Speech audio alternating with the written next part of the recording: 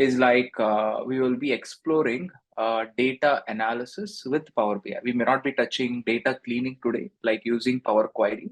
We'll be touching it on the next class. Today, we will be creating one industry-specific dashboard. So creating a dashboard is so simple.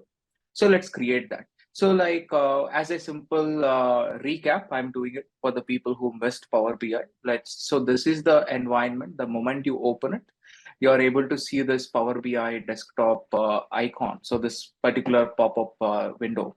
So it is my paid version. So it's logged in. And there is no much difference between paid and the free, but only few features we have it, integrating ChatGPT with Power BI, and doing some forecasting and using some advanced visualizations. You can download visualizations and you can do your own work. Means a new updated visualizations we can do it. I'll be showcasing it, and you can publish it into online so others can view it. So in this way, like we have few options in our Power BI. Now, what we will be doing is mostly for your practice in your regular course and all that. I think free version going to work. So let me close this window. And as I said, there are three windows. If you take this is our Power BI interface. So if you take this top home ribbon, it is more like your Excel. You are able to collect the data from here just by clicking on get data, or you have certain, we can say like most used connectors. So you can connect it with SQL Server or a data hub or Excel workbook in this way. Or if you want to clean the data, we call this as Power Query. Power Query is still there in your Excel as well. The same Power Query, we have it here. So we call it as transform data. I can click on this to create a new visualization, text box, more visual, you know that. So these are called as DAX calculations. We will be learning about that DAX calculations in upcoming classes. And this you have sensitivity related to your particular visualizations and all that, or data related sensitivity and all that. You are able to handle it here, and you are able to go and you can publish your reports here. So you can go and you can publish your reports so to your Power BI online with the help of this publish window. Now these are, if you go back to your left corner, you are able to see three different views. Report view. If you can create a visualization, you can see the visualizations in the report view. If you connect it to a data, you can see the data in a data view. And this is called as a Power Pivot view. We got it in Excel as well. Power Pivot is used in order to take data from multiple Excels and to join it and to perform an analysis. We have Power Pivot in Excel. The same feature, we got it here, which is called as a model view. Or we can say, SQL, like inner join, left join, right join, one-to-one relation, one-to-many relation, all that we can do it here inside this particular model view. And if you go back to your right side, you are able to see again three, we can say panes. So we got a data pane. If you import a data, you can see the data here in the data pane. To create a visualization, you got a visualization pane. And to create the filters, we got a filter pane if you want to filter your visualizations. Now let's jump into our Power BI creation. So like this is the simple interface. Now let us see what we can do with Power BI. Let me open another one. And let me show you one prototype, the one which we are about to develop today.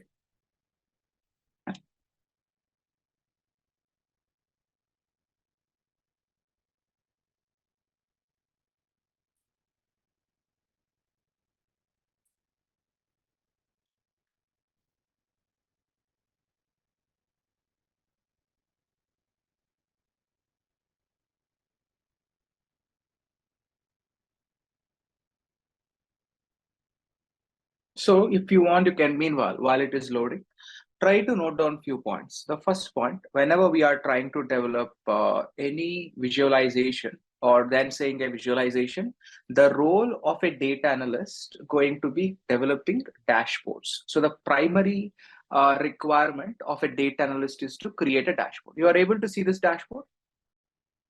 Able to see a dashboard. This is called as dashboard. What is meant by dashboard? The group of visualizations, we are able to call it as a dashboard. You are able to see this dashboard? Yes, sir. Right? So we are able to see a dashboard, and this dashboard name is called as sales overview. So we are trying to create a sales overview, means we are trying to understand the sales of a particular business.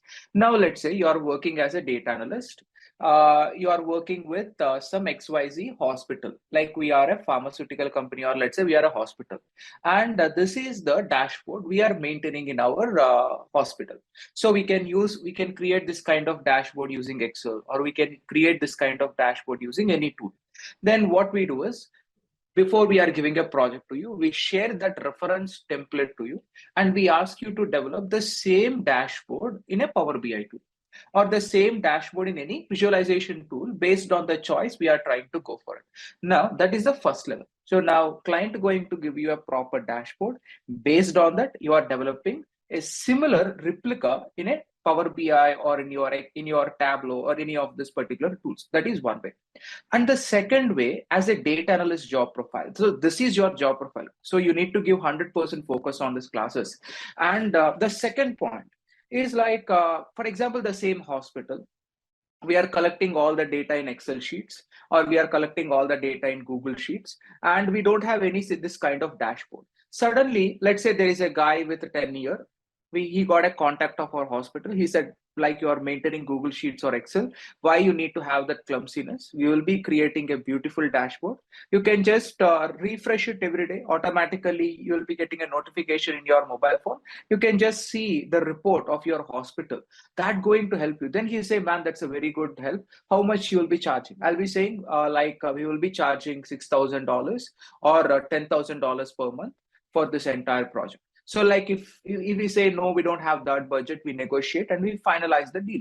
So like, but the actual work of a data analyst going to be only for 1 month. And after that, once it is updated, we always take the billing. It's just automatically get refreshed. That's what happens. But we frame it in a very big story. It's a very difficult thing. We need to do like this kind of story. We just generate it near the client. Means like senior people, mostly like I do the same thing with the clients. I create all this hype to it. For example, to create my data science project or data analytic project, it hardly takes us 1 or 2 weeks. We increase the timelines. So we increase that. There is a very complex work. If we make it so simple, they feel like there is nothing in it.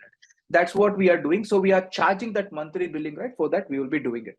Now, that is the second work. Now, the client don't have any reference dashboard. They have only Google Sheets or Excel sheets. You want to see what we can create it. So by understanding the data. So now here comes a question. Now there is a lot of data of hospital in Google Sheets or Excel. What type of dashboard we need to create? So for that reason, we need to go and we need to speak with various subject matter experts. So what is meant by subject matter experts? So let me show you. Just I'm closing this window and I'll be demonstrating another one.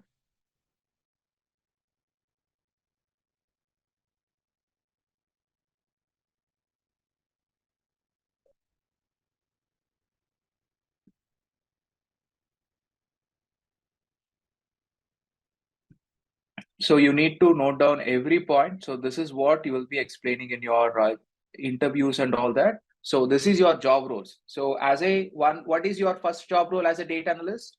So it is also one of the roles. So you can't say every time I'll be doing this. So what is the first role as a data analyst? Come on, repeat it. What is the first role as a data analyst? Developing dashboard. So how you are developing the dashboard? So client is giving you any reference or you are developing directly? If client gives us reference, then we will use so that is also a role. Yes. So what you can say, client is giving us a reference. We are developing a dashboard. That is one role. If it is not giving, then we will go to the subject matter expert. Yes. Now see this. This is what we are doing. The second role is like what you do. For example, now today you got into a company and I said, man, there is a project. So what you are doing, I will be in a client call. I'm the manager. Let's imagine I'm the manager. You people are my team members. So I will be in a client call. I call normally in a team. For example, if you are going with one client, I don't call all the 50 people to my one client call. So for each team I'm a manager. I will be having multiple teams under me.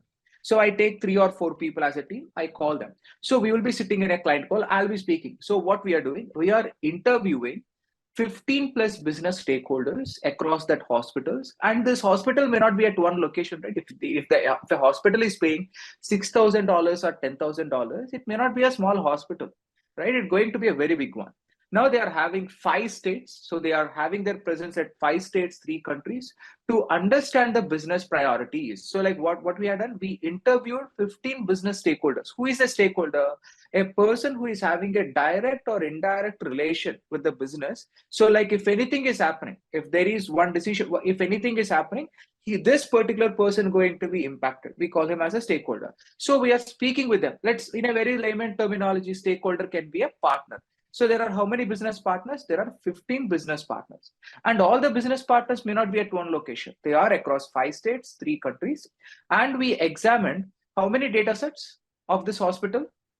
We examined 20 plus data sources from multiple regions, and we are understanding the current state, challenges, analytical requirement, and the gap. So now how I'm able to understand their analytical requirements and the gaps is I am speaking with the clients. So I'm speaking with my client. So by speaking with the stakeholders, I'll be knowing one guy is having a concern of, oh my God, Kant, I'm having a challenge with knowing how much sales are happening. Another guy is saying I'm having a challenge with patient related data. Or other guy is saying I'm having a challenge with marketing. Another guy is saying I'm having a challenge with the expenses happening with the hospital. Another manager said I have a challenge with this. So we are understanding all these challenges, and what we are doing, we are understanding the gaps. Okay, I'm understanding the challenges the managers are facing, and I'm looking into the data and I'm seeing what I can do with this data. So I'm understanding the challenges, I'm understanding what we can do with this data. So once I'm able to understand what I'm able to do with this data, then what I'm doing, so then I developed a value versus complexity distribution. So I am developing value versus complexity. What is meant by value versus complexity?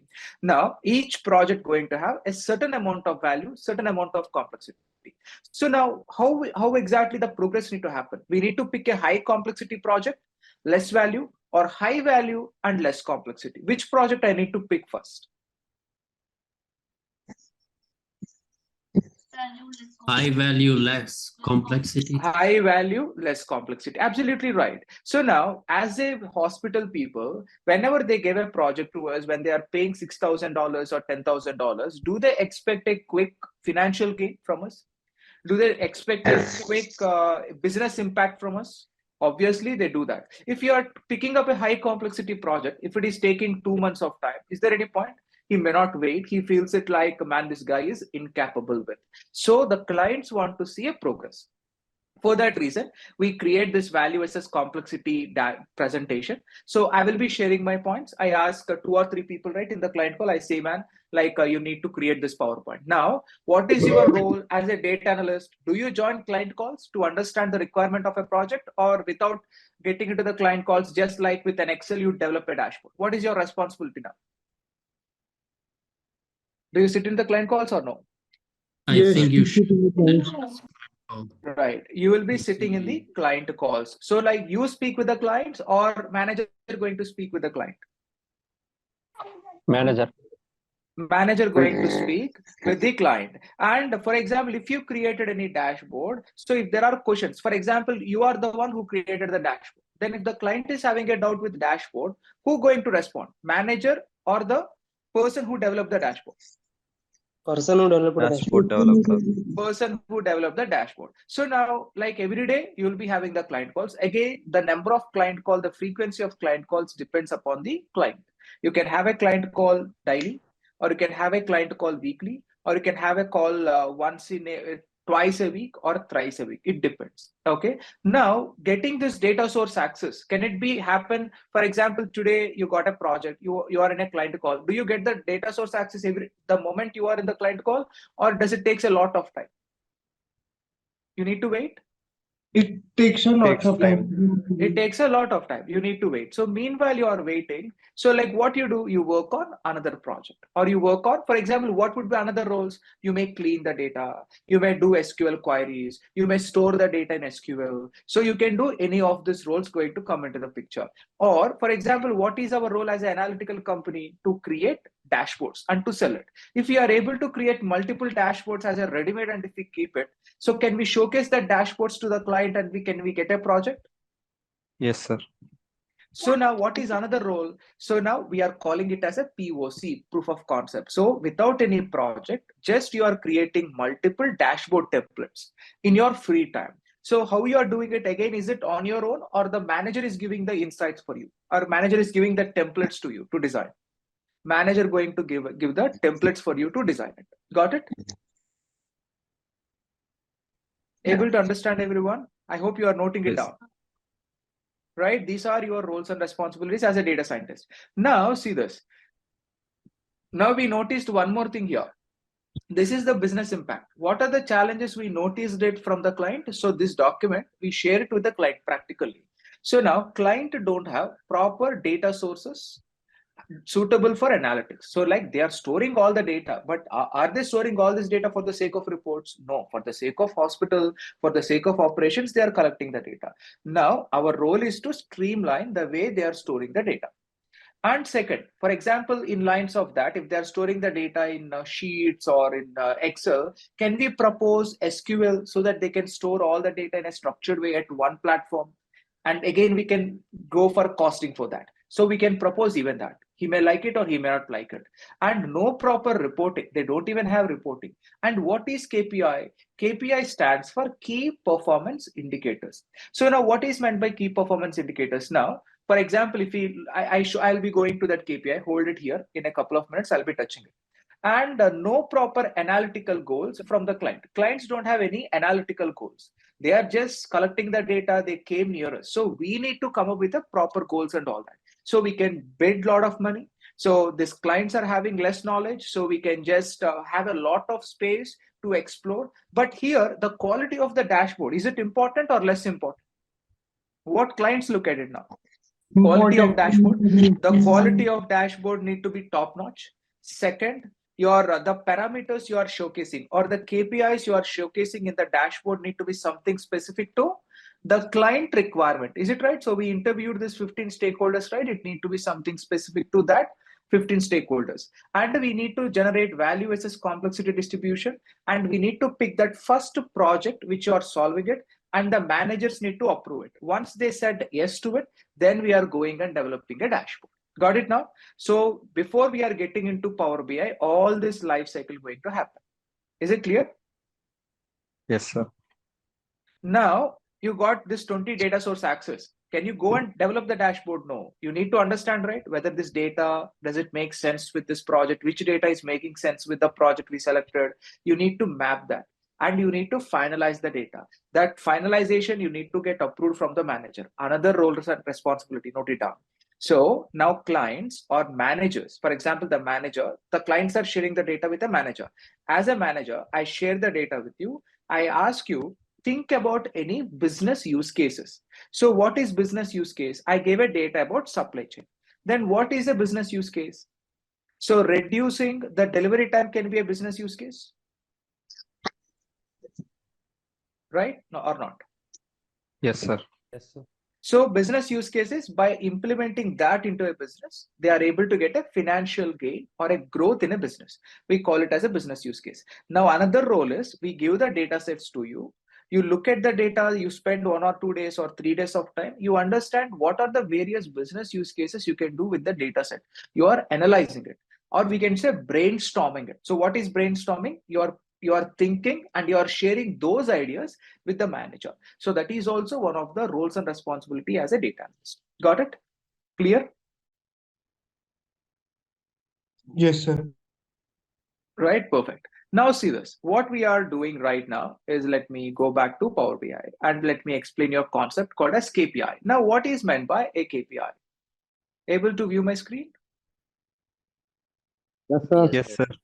Right. So now here, this is called as KPI. Now we are demonstrating them. Now key performance indicator. So we discussed with the managers or the stakeholders. Sorry, then saying the managers, I'll be saying stakeholders. Managers are the people who are in our company. Let's make it. So stakeholders are, let's say, the vendor side or the client side. We can say client side. Now the KPI is, now we are working on sales dashboard. Now what is a KPI? The amount of sales happened, is it a indicator, performance indicator of the business or the hospital? Yes, sir. Yes, sir. So that is what we are calling it as KPI. So key performance indicator. So the growth of a hospital is defined with what? Your sales KPI. So now how much profit? So profit is also a key indicator to say the growth of the business. Yes, profit is also a key performance indicator. The amount of quantity we are selling, the amount of expenses we are having. So now the expenses need to be more or the expenses need to be low as the business is growing. Low. The expenses need to be low. So as a manager, so I need to understand how the sales are increasing, how the profits are increasing, how the quantity is increasing, and how we can minimize the expenses. And to understand it, now this is giving a overall picture, but I want to know even more drill down. So what is the drill down? So this is the 2018 sales. Now we are giving monthly sales. So on Jan month, how much sales happened? Feb, how much sales? March, how much? April, how much? So we are able to get monthly analysis. Now let me change it to, for example, 2019. So in 2019, the overall sales is this much, profit is this much, quantity is this much, expense is this much. In 2020, so we got. So is there a growth from 2018 to 2019? Is there a very good growth in 2020? Yes, in sir. sales profits? We got Yes. a very good. Again, the quantity also increased. Expenses are not that huge. That's okay. In 2021, so there is very it is 734. There is a very good improvement. Profit improved. Quantity, yes, improved. Expenses also a bit improved. And now these are the monthly sales, monthly profits, monthly expenses, and you can see top subcategories and top 10 manufacturers. And this is top 10 product names. Here I haven't changed the name. It is top 10 product names. So now what we do in order to increase even more sales, the managers can focus on this top subcategories, manufacturers, and this particular products. So now why I use red color here? Why I use the green color here? Any guess? Growth and loss. Perfect. Now see this. Now why I asked you this question is, now this visualization without any assistance, are you able to understand it? Without any assistance, are you able to Yes. understand it? No, Right? sir. Yes or no? Yes, sir.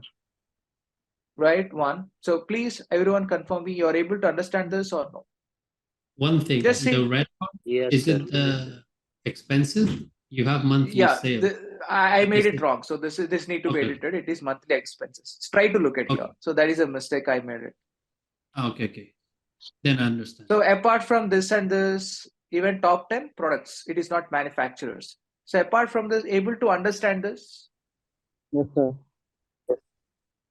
right? So now the goal of any dashboard is the same thing. So without any assistance, the clients must able to understand the dashboard. So I should not give any presentation. Automatically they want to understand it. So like they want to understand it. In case no, they are finding difficulty, that is another business growth for us. What is that? If they are having difficulty to understand, we can conduct training sessions. So I can call one of my person, I can send him to the client location. They can provide a training, how to use Power BI and all that. So that is also the business quotation we can go for it. That is also a benefit. But most of the cases, the dashboard need to be clear, easily understandable, and the colors need to make a business sense. And do you know why I use this blue color and the orange color? If you notice, there is only two colors. Able to see that apart from green and red, you're able to see only two colors. Have you noticed it? Symmetric. And Yes. all the things are in one font. The reason why we are maintaining it is the client's going to give us the font of their business.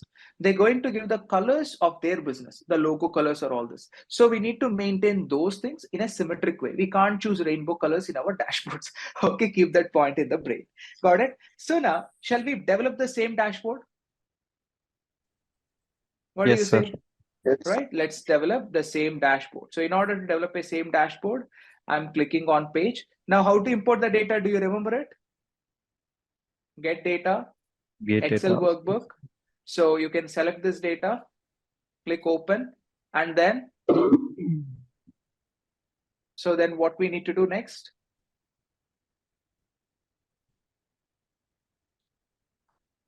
Do we need to select this or not? Yes, We sir. need to select Select the sheet. the sheets.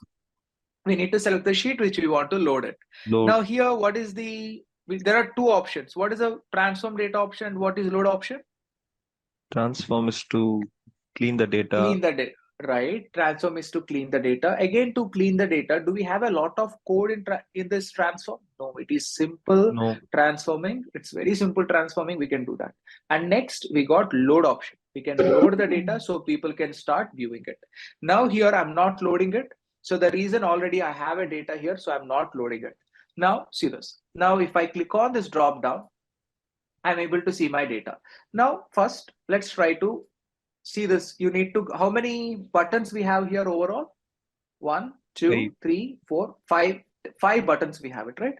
I want to create that 5 buttons. So first one, I'm creating a filter button. So in order to create a filter button, you have this option called slice up. Let me click on it. Reduce the size. I'm doing it like complete 0 reference. I want to filter with respect to what? So now let me think. Now I'm creating a sales overview. Now, in order to understand whether the sales are growing or not, so now what is the best way? Is it to check year by year? In 2018, how much sales happening? In 2019, how much sales? In 2020, how much sales happening? In 2021, how much sales? Is it a way? Yes. Year by year. Right. I want to explain a sales overview. So how the business is getting impacted year by year, I want to demonstrate. So I thought of, so again, underline this point. I thought of, so this is my approach. There is no rule that your approach need to be same. So you can have your own approach. That's the reason what actually gets you paid in data analytic job profile is not the tool, but it's your approach. So based on my approach, I felt I'm able to, so this approach going to be better based on the business, based on understanding your client, based on your empathy towards client. The better you understand it, the better your approach going to be streamlined. So now I felt it means like years are good. So what I'm doing, even the best practice I do is, so you have a dashboard here, right? Before I'm here, I already got a reference dashboard. In case if there is no reference dashboard, I draw it. So if I don't have any influence, I don't have any inspiration of dashboards and all that, I go to internet, I search for various Power BI sales dashboards. From that, I take an inspiration. I see my data. For example, I don't know how to create a dashboard. Even like, let's say I'm new to the job profile. So client asked me, or my manager, not client, my manager came here and said, hey man, like create one dashboard. I want to create it. I want to showcase it as a template. Then what you do, you just search for sales dashboards using Power BI. So you want an inspiration. So without an inspiration, you can't do anything, right? So you are going with the inspirations, you click on images and you see, are there any, for example, references. So you see this reference, you have one reference here, you got another reference here. So you have another reference here, sales overview. You can pick any reference and you can submit that reference to the client. Not the client, manager. Manager, if he's not liking it, he can customize it. Now, while I'm selecting the references, you need to select it at 2 conditions. First condition, you need to be in a position to do the dashboard. And second thing, you need to create a positive impact. So now if you are unable to create a positive impact, do your manager give you the work every time? If you are not giving the best work, so he may not give it. So now if you are picking some stupid colors and some nonsense dashboard, if you are creating a dashboard, something like this, do your manager feel impressed? No. If you are doing something like this, do he feel impressed? No. Right? So like you need to see, so which one you are creating. So like you can see this dashboards, you can look at this, or another better way, you can ask a manager. So do you have any, so you can be a bit good and you can say, hey, do you have any references? So I can just see how you want it and I can do it. Or should I pick anything based on my choice? So you can go in 2 ways. So first you can ask his approach, is there any reference? In case no, you can take the references and you can start developing it. And in between, if it's so crude, means if it's so cruel kind of thing, like very strict, so wait, complete entire thing submitted. So why the managers don't even like keep on picking them, keep on asking them, is it good, is it right? So complete everything, showcase it, let them share the review. Based on that, go and fix it. That's the reason. So this Power BI dashboards are a living document. They are not one document. So if you are developing one, that's not final. So there are managers to review. Based on that, you update it, or you change it, or there are stakeholders, the clients, they see, hey, this is not what I want. Based on that, you update it. So, but you always need to make sure that you are pro in Power BI. You want to demonstrate that with the beautiful dashboards you are developing it. That is very, very important. Now, that is a major checklist. I'm doing it. Now I got the reference. I felt this is the dashboard I want to create. Now my idea, I want to create sales. And for sales overview, I want to analyze based on year. So I'm dragging year. You have order date. You got year, and you are dragging that into values. So now I got this as another. So I need to select this, and I want to drag this year into fields. So you are able to get it as something very small size, all this. I want to customize it. Let's do it now. Now, I don't want this like range. This is range. I don't want it like a range. I want it as a drop down.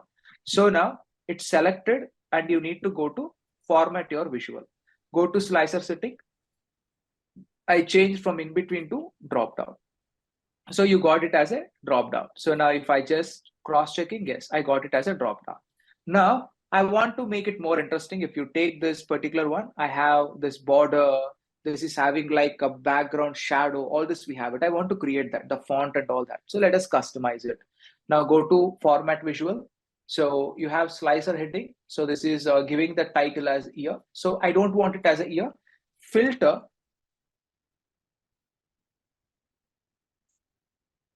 So filter by year, and the font, I just want to go with the same. We can use it, or in case if the client is having a specific font, you can go for it. Let's say I want to go with Calibri, and let me increase the size of the font, and I want a bold color. Okay, and this color should not be black. Now normally they will be giving hexadecimal code. You are able to see #00, right? We are calling it as a hexadecimal code. Now client's going to give us a hexadecimal code. For example, here we have hexadecimal code already. I done it here. For that reason, I'm just clicking on it. Go to format visual. So slicer heading. You already got this color. So I can just click on it, and I can go back. Now if I get into format, slicer heading, you're able to get this. This is the hexadecimal code. So 44536A. So I got my color to blue, and the values need to be orange. So for that reason, again, I'm going to this, and we want values. So go to values and font value, and just click on it. So so both the things are in one sheet. So I'm doing it. But if they are not in one sheet, then you need to see the hexadecimal code, and you want to do it. And getting to this. Now it is values, and this font also need to be Calibri. And I'm increasing the font size. So to bold, and this need to be orange. Okay, I gave it. Now I want to go to the border. How to choose the color in our new dashboard? It means. So you can just do this. For example, in your dashboard, if you want to do it, now if you select it, go to slicer. You got this hexadecimal code, right? Now to get that, click on more color. You got the hexadecimal code. Here you can enter the code. And enter. Okay. Okay. So now I got this. I don't want to add any background.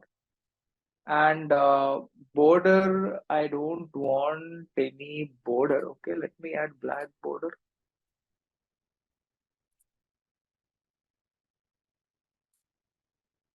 So we are adding a border to values. That's not needed. Go to general properties. So padding not needed. So title also not needed. FX background also not needed. Yes, I want a visual border, and I want a shadow. So yes, I got a visual border. I got a shadow.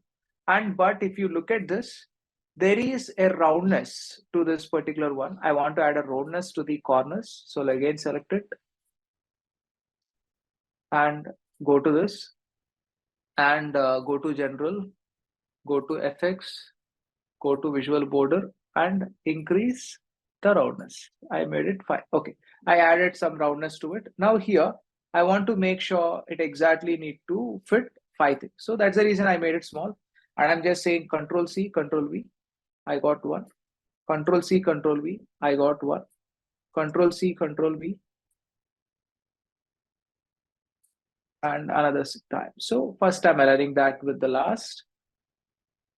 And again, let me push it. So a small is sufficient. Yeah. And I'm aligning these two things. And centers.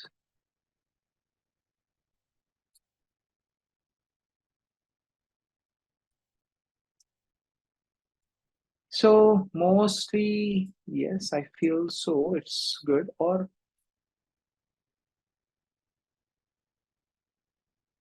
so, yeah. It is taking the center here.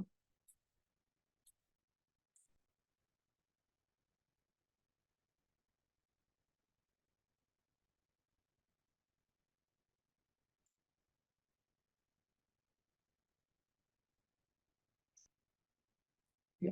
So let me. Okay. So I got overall the 5 things, but all the 5 things are filters. Now here, I don't want filter. And instead of filter, I want sales.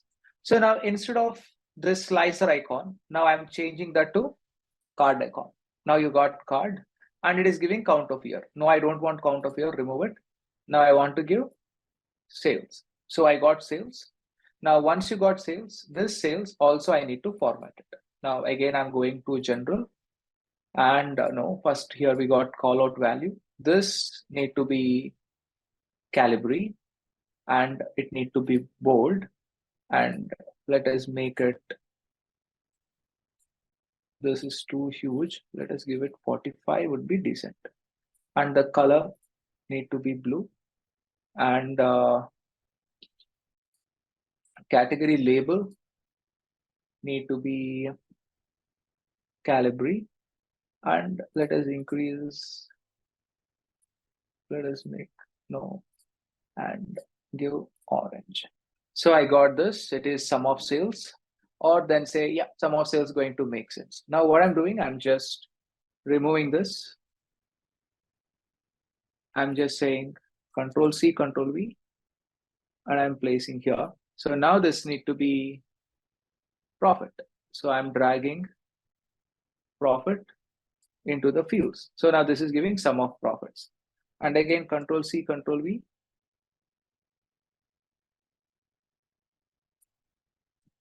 So I want to showcase this as a quantity. So remove this and add quantity into the fields. So I added quantity.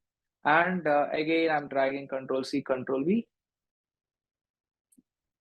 And now I want to, this need to be expenses. So now here, there is no expenses column. If you notice it, is you are able to see some calculator symbol and look at profits and all this. Is there any calculator symbol for profit and sales and all this? No. So we are having a summation symbol. But for this, you have a calculator symbol. What is this? So it is called as a DAX calculation. You are able to see some calculation here. If I clicked on expenses, able to see some calculation? Yes. So what is the calculation? Sum of sales minus sum of profits. The difference is called as expenses. So we created this DAX expression. We will be learning about it, how to create it. Now I'm dragging this expenses into values. So now it need to be, we need to select this. And here I'm dragging expenses. So now these are the overall expenses. How much? 2 million expenses happened, 2.3 million sales, 286 profits, 38K quantity. Now the client's going to understand the first thing is they are having very less amount of profits. Is it right? Yes. Right? They are having very less amount of profits. Now we want to cross check whether is it getting filtered. So is it getting filtered? Yes, sir. As we are changing the years, yes, it is getting filtered. Now the basic first KPIs are clear. Now I want to customize the color. So now what need to be the color of profits? Again, let's have a reference here. So what is the profits are in green color, expenses are in red color. So let's do the same thing. Now I want to go to profits and go to format, call out value. And here, instead of the blue color, I want a green color. So I'm just adding a green color. So I'm adding a green color, perfect.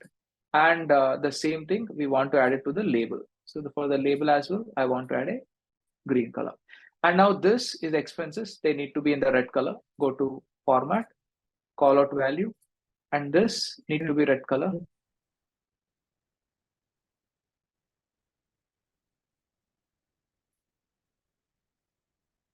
So I got this. Please mute. Internet.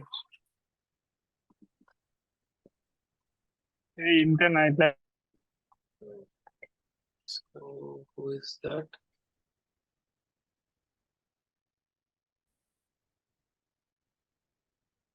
Yeah. So we are trying. So now this these are colors are also clear. Now the next segment is I got sales, profits, quantity, expenses. The next question the client may ask, how the monthly sales are happening. So based on the discussion I had it, so if he is a manager, if he is looking for overall sales, he need to understand which months are doing good and which months are not doing good. Is it something interesting for everyone? Which months are doing good and which months are not doing good? He is very interested. For that reason, I want to create another visualization. So let me take, you are able to see line plot. So you got the area chart, you got line. So let us take area chart. So this is area chart. And I'm taking this as a reference to this. And here I want to place x-axis, y-axis, secondary y-axis. Now x-axis need to be month and y-axis need to be sales. So like I'm getting sales. Okay. Now let's customize this visualization. Now to customize it, again, I'm going to, again, if you want to change it, sum of sales, I don't want sum of sales. I want average, you know, statistic topics, right? Average, minimum, maximum, count, standard deviation, variance, median. Do you remember this statistics topics? Measures of central tendency? Yes, sir. Yes, sir. Right? You can use any of this based on the requirement. So now here, if the client is interested to know average sales across month, we can use average sales. If he's interested to know overall sales, what he is more likely to going to be interested in, average or sum of sales? What he is more likely to know about, sum of sales. So that's the reason I have selected sum of sales. Now I want to format this. So go to format and you got x-axis. So the font of this also I'm changing to Calibri. And this is x-axis font. And let's say I'm increasing a bit. And the color, I'm trying to add the blue color. And it need to be bold. And these are x-axis values. So x-axis values are this one, Jan, Feb, March, right? They are x-axis values. So some names are missing. So I'm reducing the size of it. Okay, now I made the size as 8. So all the names are clear and visible. Now here you got the title. The title is like auto, show title only. For example, the title is month here. For example, if I'm changing, for example, monthly sales. And this also need to be Calibri. And the color, we are going with the same and made it into bold. And next, your y-axis. Y-axis, if you want, you can customize the range of y-axis values if you want it. In case no, like automatically it's going to generate it based on the data. And these are values of y-axis. I want it to be again same, Calibri. And it need to be bold. And the color need to be blue. And next, the title of the y-axis, it is sum of sales. Instead of saying sum of sales, I'm saying total sales. Or you can give sum of sales, that also makes sense. So I'm leaving it as auto and Calibri, bold, and giving this. So here I can just give total sales, just to get that. I want total sales. And secondary y-axis, no. Grid lines, yes, we have the grid lines, so which are dotted. Instead of dotted lines, let's add a bit of orange dotted lines, a light orange dotted lines. I just added it. So if you want, you can. Next, we got lines. So this is a solid line, dashed line, dotted line. So let us go with a regular solid line. And if you are clicking steeped, it's going to be like this. No, I don't want steeped. I want a regular line plot. and the color of the visualization or the line plot need to be blue color. Okay, and then you have a marker. So if I click on, you're gonna get this markers. Again, click on the drop down. So you got the types of markers. So I can just add a square, or I can just add any symbol to it. Let's say I want to highlight this like this, or I want to add, let's say, like this, arrows. And this I want to give a color of orange so that it may look interesting. And okay, I got this. Now every time he want to hover and see, like instead of that, I just want to show him data labels. So data labels is going to give you the the points. Again, this data labels font also we can customize it. So values, and this need to be again the same. Like we are maintaining symmetry with fonts, and we are increasing. Please mute. And the color we can go with this. Perfect. And if you want, you can add a background to this to make it stand out. Let me add a background just to make it stand out. So I made this customization to my visualization. Now what I'm doing, I'm just going to format again, going to general, going to effects, and I want to add a visual background. I want to add a shadow, and to the visual border. So we gave a border rounded corners of 5 to the above one. The same thing I gave it. So the same thing I provided here. Let me just stretch it. Now this sum of sales is there. No, I don't want sum of sales. Again, go to this, go to general, go to your title. So instead of sum of sales by month, I want it as total sales. I want total sales, and the font need to be Calibri, bold, and let me go with the 15, and the color is this, and we want it as like the center alignment, and I want a divider. So yes, I added a divider. Even the color of the divider is this, and let me add divider color is also the same. So perfect, I got this. Even if the client said no, I don't want the black borders, I want the blue borders, you can change it. So like it's just like color change. Now I got this total sales, monthly sales. So we are getting this monthly sales with respect to so like we are seeing a monthly sales. In this way, you are able to see how much sales are happening every month. Perfect. Now I'm trying to say Control C, Control V. I'm just seeing whether if I place it at the center, this is the reference. Now I can increase it a bit, and I want to place it below. So now this widths need to match. So we need to place 2 dashboards. So this, I want to reduce the size.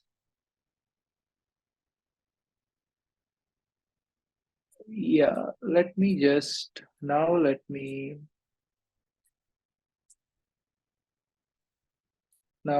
just test it. Control C, Control V.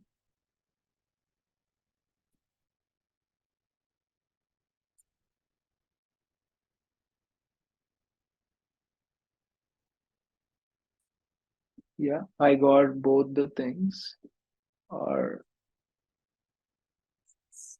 sufficient. Now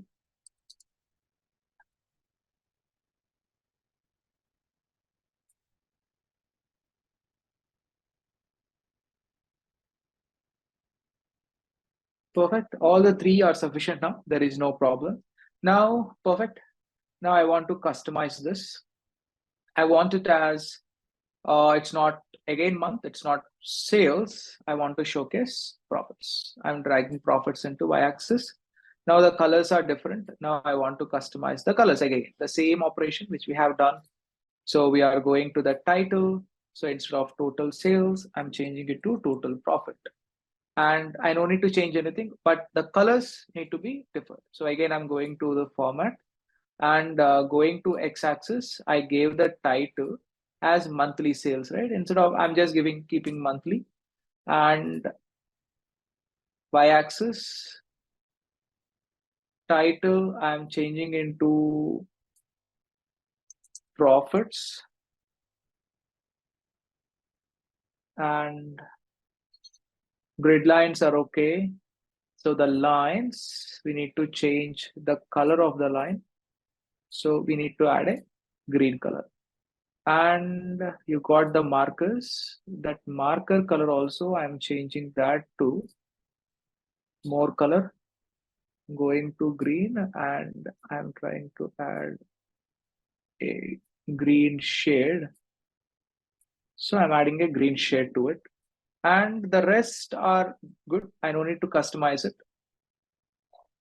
And this is total expenses. So instead of sales, I'm dragging expenses. Now the same customization, go to this, go to general, go to title. It is total expenses. And we are going to visual x-axis. And it is, I'm just saying monthly.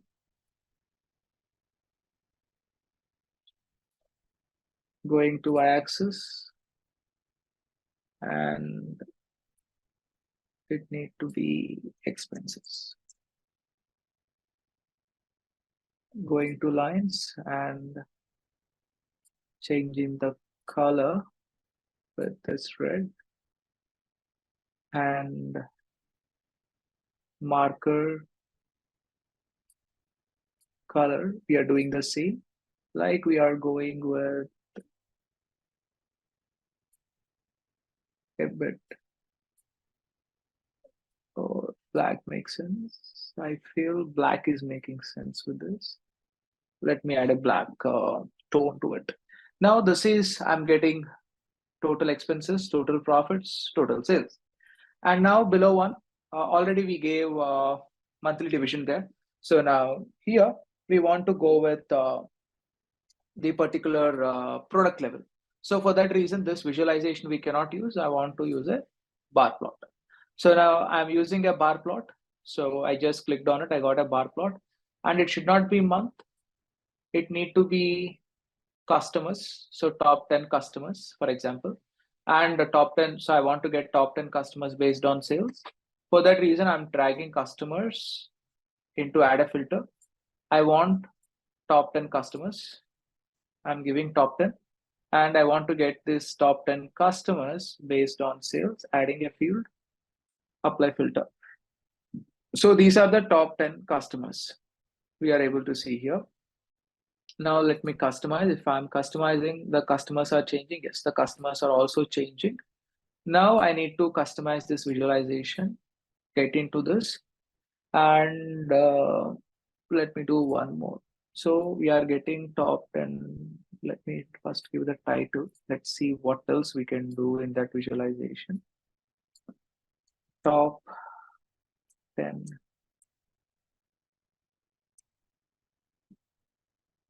customers. So top 10 customers.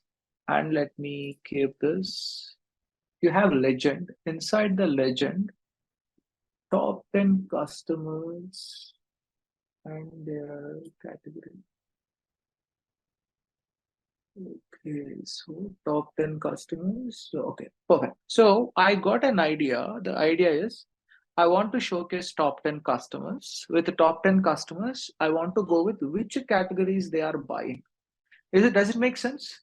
So that we're gonna get some good understanding, right? The top 10 customers investing their money on which categories. Does it make sense or no? Yes, but Right, it makes sense. So what we are doing, again, I'm customizing this as well. Top 10 customers, legend, category title.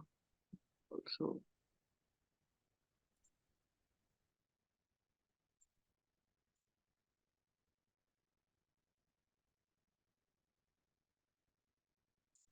title is fine. Monthly sales, no, this is category, okay. And x-axis, this is the x-axis, which is monthly sales. No, this is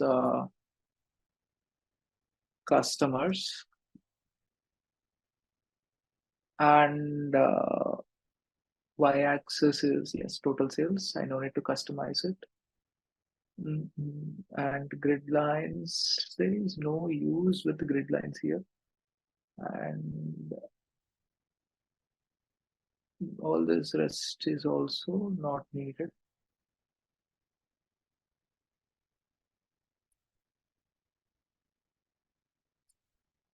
So rest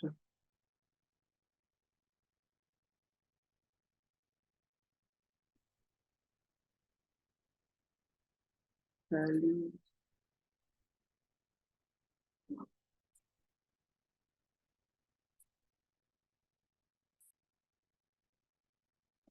And the color, let me make it white. Okay.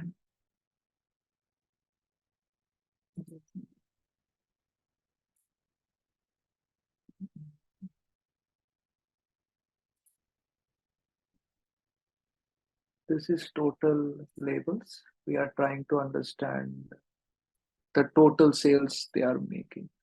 This is the total sales, and this is divided across each category. And you got bars. Here in the bar, I want to change the furniture. I'm going with a furniture color. There are three colors. If it is sales, so let's go with the same color. And office supply. Let me click on this.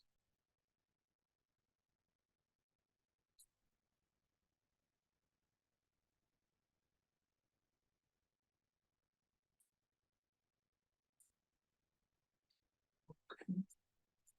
And technology.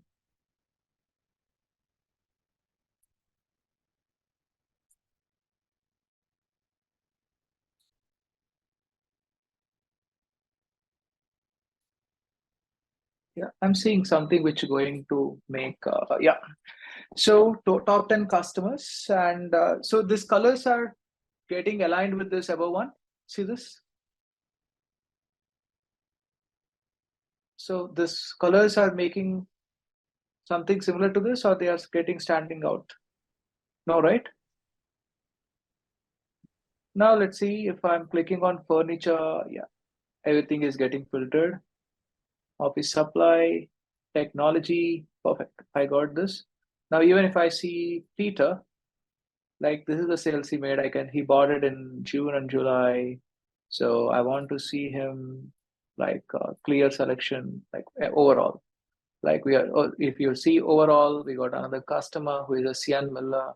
So he bought technology. In this way, it's working, right? So I got this one. Let me go with yearly, 2019, perfect. Now another one is like I want to add it. Control C, Control V. Now we got top 10 customers. Now what else we can do? We can add top 10. So what is there in segments? Let's do top 10.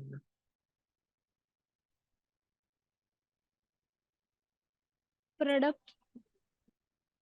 We can add product, yes. So we can see subcategory as well. So this is subcategory. Now within subcategory, there are categories. That's the reason the colors are divided: copiers, bookcases, machines, tables, binders. So they got allocated. And I want top 10. So for that reason, let me go to, I don't want this customer name as a filter.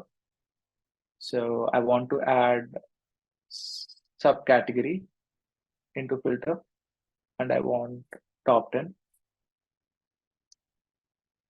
By field, need to be with respect to sales. By filter. So these are top 10 subcategories. Now, so we are able to get the clear indicator. So I'm not changing that category filter again to this subcategory as well. So within category, we have subcategory drill down. So we can see phones falls under blue color, technology. So storage, this is falls under office supply. Accessories falls under technology in this way. Now I need to change only the title. Instead of top 10, I'll need to give top 10 subcategories. And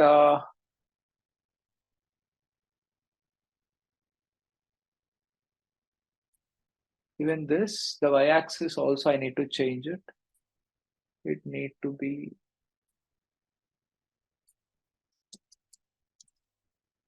subcategory. And this. So we are going with subcategory. Now let us go with product. Right. Even the same filter we are applying to the product as well. So each product, we're going to understand it. Now, this, I'm removing this filter and I'm trying to drag product name into this. And I want to apply top 10. And I just want top 7 are sufficient for me, top 10. Now, our goal is to get maximum profits. So our profits are low. So I thought of top 7 products with more profits. Yes, I got it. Now customize it. Y-axis product.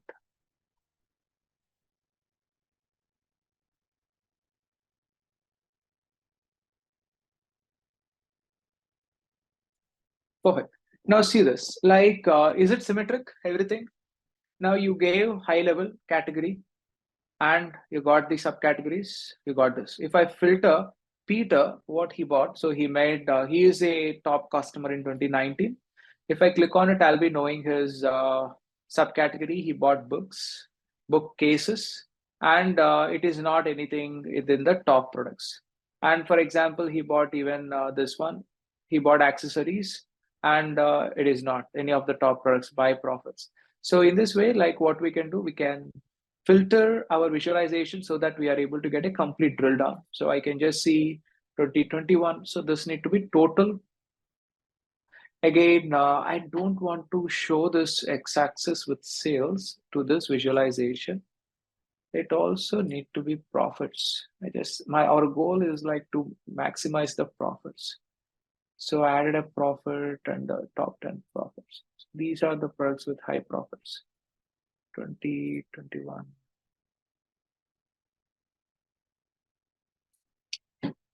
And I can change the title of the y-axis, x-axis, which is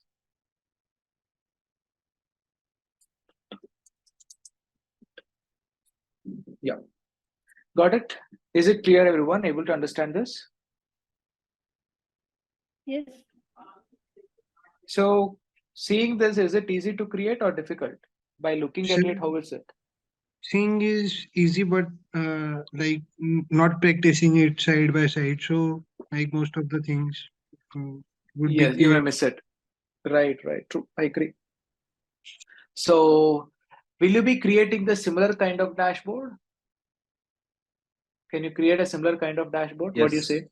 Yes. Yes, sir. Yes, Similarly, sir. yes, sir. Looking at your video will be.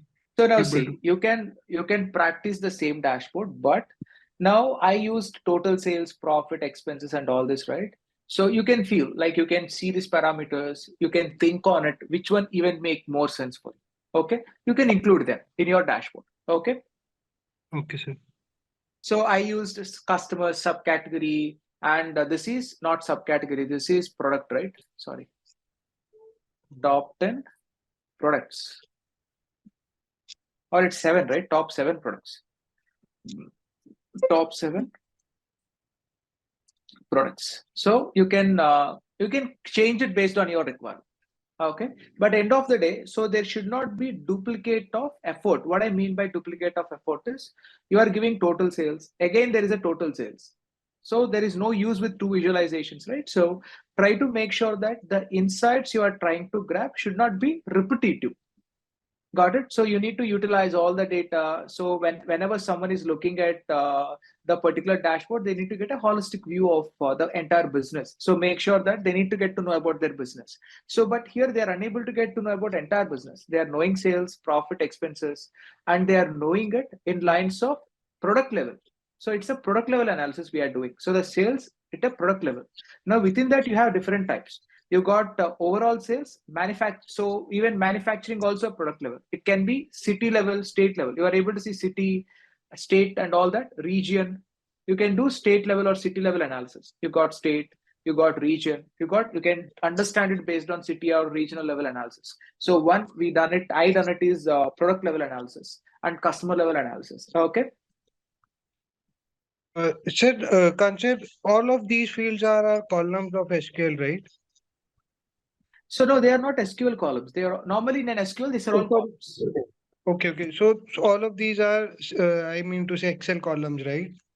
Yes, Excel columns, right. Okay, sir. Okay, if you imported this data into Excel, we need to write select query, select kind of thing, right? So we need to select category where location equal to something. In this way, we can do it. So now once you're done, what you need to do, you can just click on save as, and here you can give it as dashboard. So AS, August and September batch, PBIX format, you need to send it. So, and while you are sending it to me, don't send it in PBIX format, send it in PDF format. But for your saving, do it in PBIX format. And I want to save it here. So perfect, let me save it. So it's done. Got it? Now,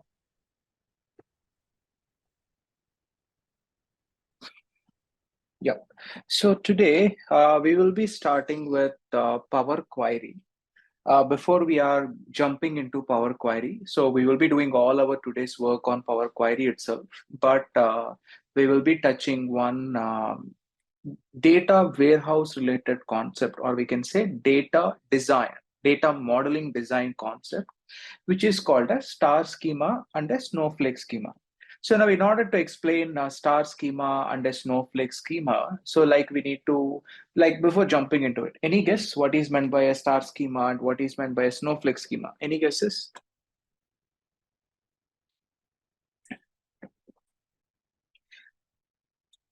What is a star schema and what is a snowflake schema and why someone need to use it? Any guess? You can share your answers, any of this. Just say yes or no, no worries. In the chat, you can just say yes or no. Star schema, there is a dimensional table and other tables are directly associated with it. Okay. All right. Let me explain it. So yeah, you can continue. You can go for it. In a star schema, the dimension tables and fact tables are associated. Can I say that? Yeah. In a snowflake schema?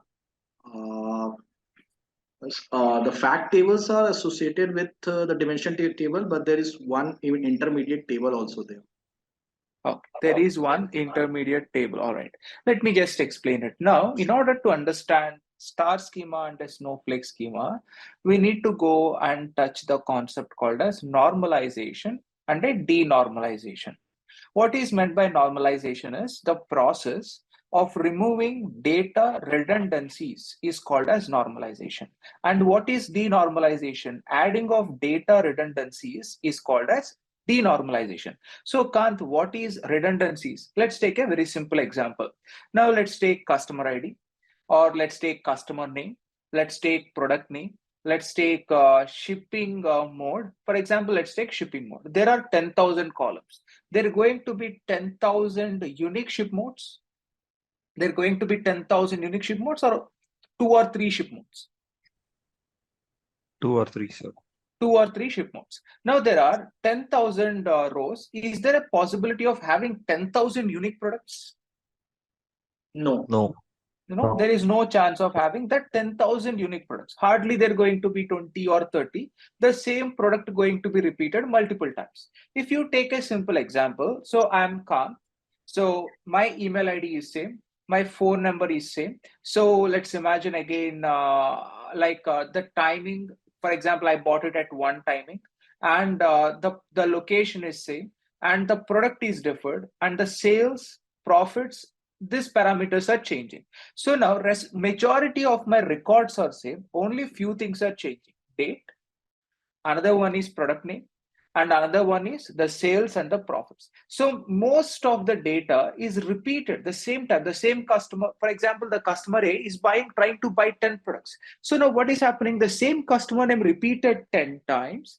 And what is changing across all this data? The sales, profit, and the product name are changing. So we are calling that as data redundancies. So what people are doing in order to reduce that redundancy is what they are doing. They are separating that into multiple tables. Now, there is a ship mode. In order to remove the data redundancy, can I create another table called as shipping ID? And for each shipping ID, so one particular shipping mode, shipping ID 1, we are calling it as standard ship mode. Shipping ID 2, we are calling it as what is that regular, or we can say airlines, or the third one we can say we can say like 1-day delivery. In this way, like there are only 3 modes, we gave the certain numbers. And in our regular table, so instead of giving ship mode, if you are giving 1, 2, 3, and if we map the data with the ship mode whenever there is a requirement, does it make sense? Instead of every time writing ship mode, ship mode, ship mode, if we just write 1, 2, 3, wherever there is ship mode 1, we are writing 1. Wherever there is 2, we can do it. In the similar way, there is products. Instead of writing all the products, if we create another sheet with all the unique columns with each product, one ID, and we are just mapping all the product names, instead of giving an alphabetical name, we are giving that numbers. So now by doing this procedure, what is happening? The redundancy is getting reduced. If any unique product came into the picture, what is happening? The products are getting added into your particular table. So now we are calling that as a dimension table. So what is a star schema or a snowflake schema is, before getting into that. Now what is normalization is, instead of going with the same type of data repeating every time, we are trying to reduce the data redundancy. So to make it more clear, just give me a minute. You even have my material. So do you have SQL material? Anyone watched data redundancy? Anyone? Yes. Normalization forms?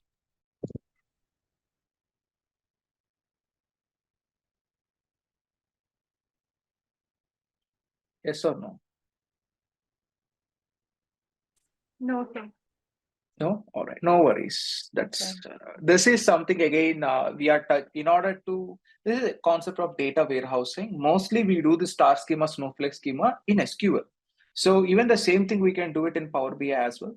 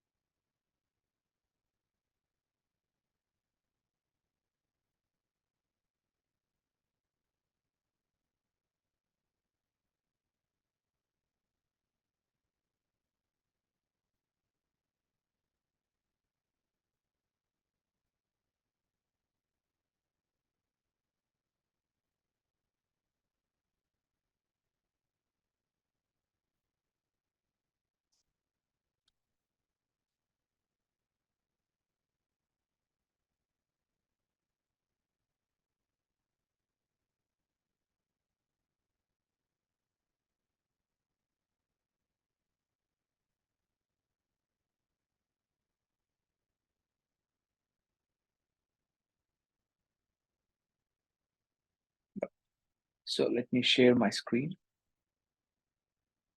Yes. Now see this, if you are able to take this simple example, if you are able to look at this simple example, now we got employee ID, first name, job title. Now this is our regular data. If you take even your sample superstore data, now do you have anything called product ID, or you have a product name in your sample superstore data, the one I shared with you? So do you have anything called as category ID, or there is like category? There is like location ID, or there is like location. So like there is nothing like IDs. All the data is in one table. Now, if you look at this below table, what is happening? The job title, is it as within the table, or we separated it? See this? See the job title? So we separated. Now what we have done, so instead of having a job title, we gave a job ID. And that ID 1211, we have it, right? Normally here, this people mentioned it as job ID multiple times, but how many job IDs going to be there? Is there a need to write it 5 times? Not needed. So how many job IDs are there? 2. There are only 2 job IDs. So now this is called as what? We are calling it as normalization. So if you are having all the data in one table, we are trying to separate them into multiple tables so that in your first table, you are having only the transactions. So like what is transactions? If you take order, date, time, is it unique transaction? Is it a transaction? Timing? And the date, is it a unique transaction every time? If you are having 1000 records, all the 1000 are unique transactions or different? Unique. All the 1000 are unique. And for every unique transaction, they're going to be a unique sales.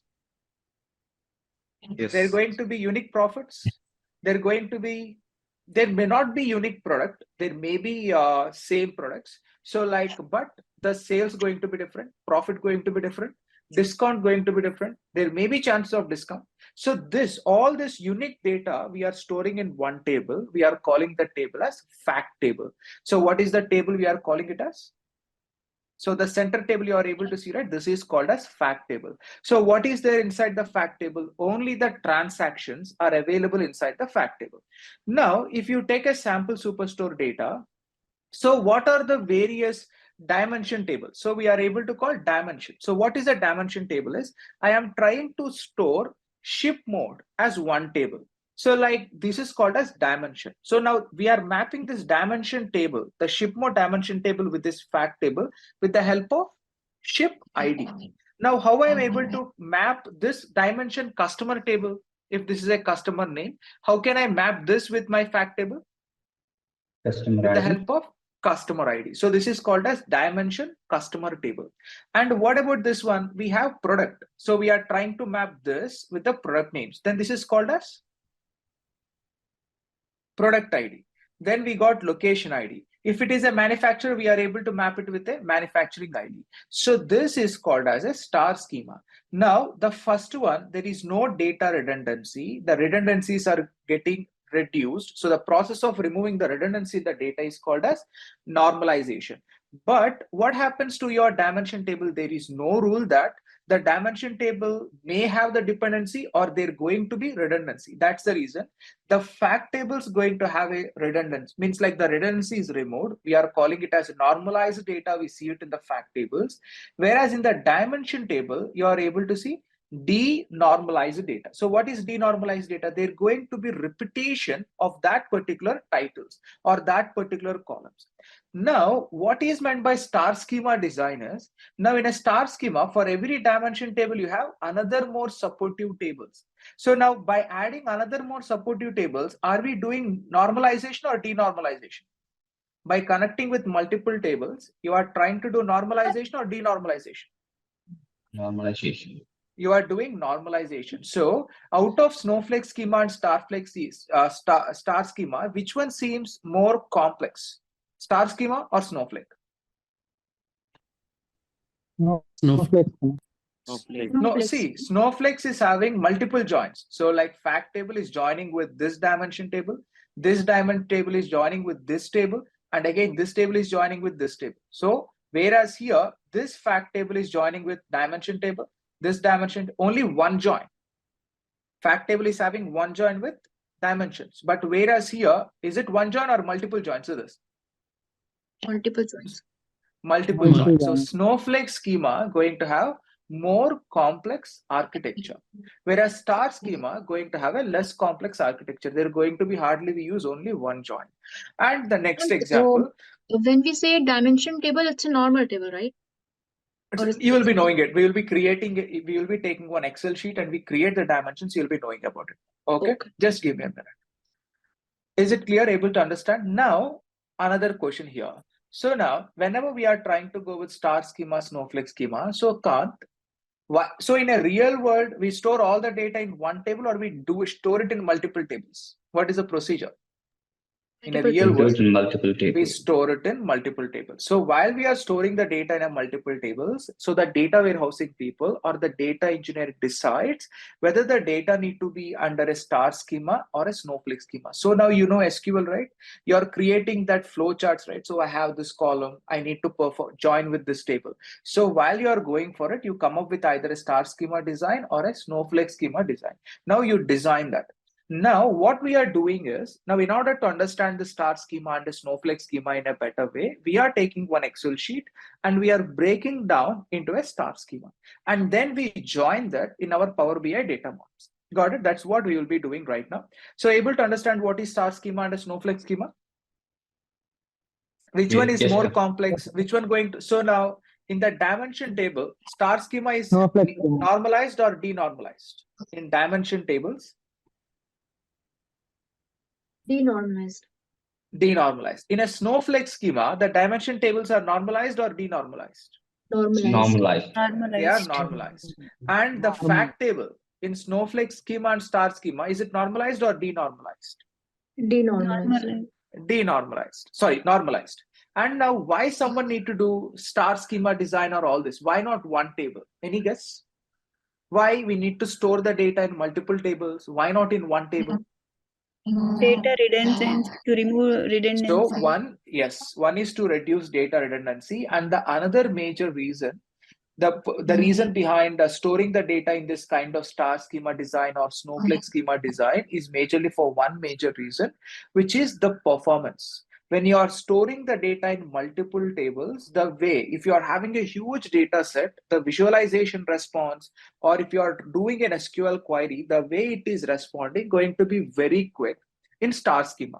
And in snowflake schema, it increases the complexity. The reason it is having multiple joins. So because of the multiple joins, the performance impact going to be a bit low. So there may not be huge amount of performance, means like in lines of Power BI performance or SQL query performance, there may not be such a great performance. But why still we go with a snowflake schema kind of design is if the clients are interested towards removing the normal, or we can say remove normalization, or they want to make the data to be normalized, then they will be going with a snowflake schema. It depends upon the way you are storing the information. Now let's try to go and let's try to create it so you're gonna understand it even more in a better way. So what is the snowflake schema? If you are creating, then you will be knowing it in a more simplified version. It's very simple topic. Now let me share my screen. Able to view my screen? Yes, sir. Right? So now today we are discussing about Power BI. Within that, we are spending complete our time going to be on Power Query. So let me open that. Hello, sir. Yep. Sir, can you please explain denormalized? My connection was not proper, so I missed that point. So Akash, again, I'll be touching that point, Akash. No need to worry. What is denormalization? Okay. Or in a very simple note, having a lot of data redundancies is called as denormalization. In a very simple way, now you are able to see your sample superstore data, right? Your sample superstore data is nothing but it is a denormalized data. So let us open that. So let me go and let me connect to CSV, and I want to open sample superstore data.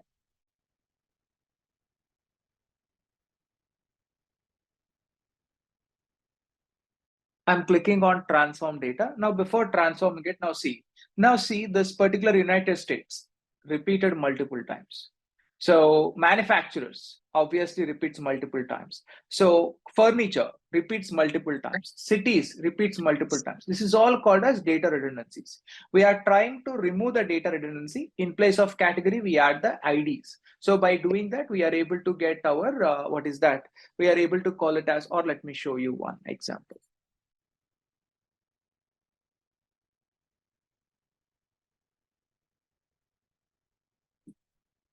So, and then let's create it. So you'll be having a proper goal.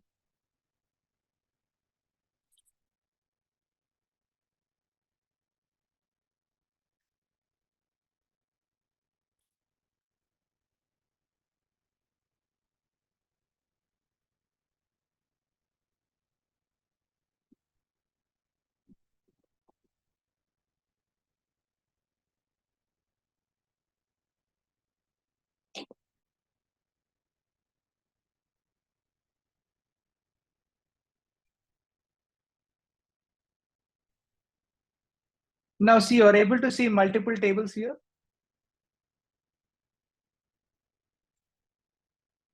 Able to see multiple tables? Yes, sir. Yes. Right?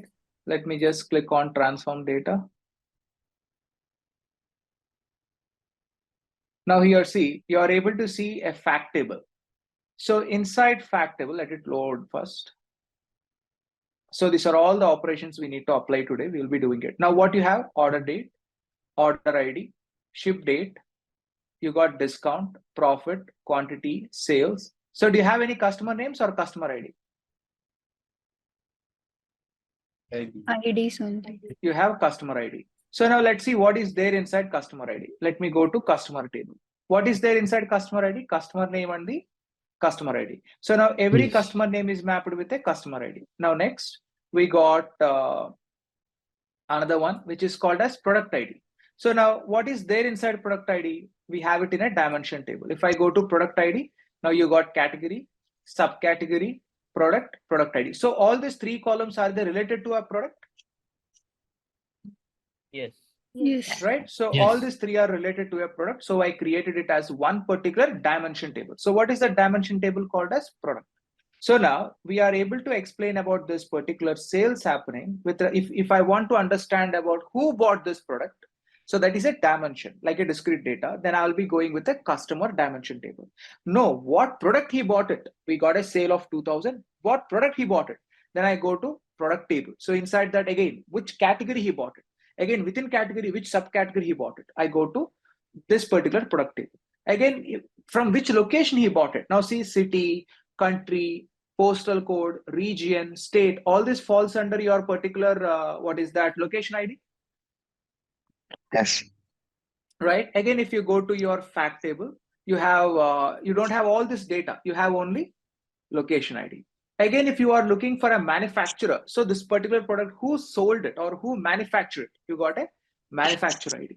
So now in this way, like instead of storing all the data in one table, we are storing all the data in multiple tables so that it would be easy for us in not in lines of this one.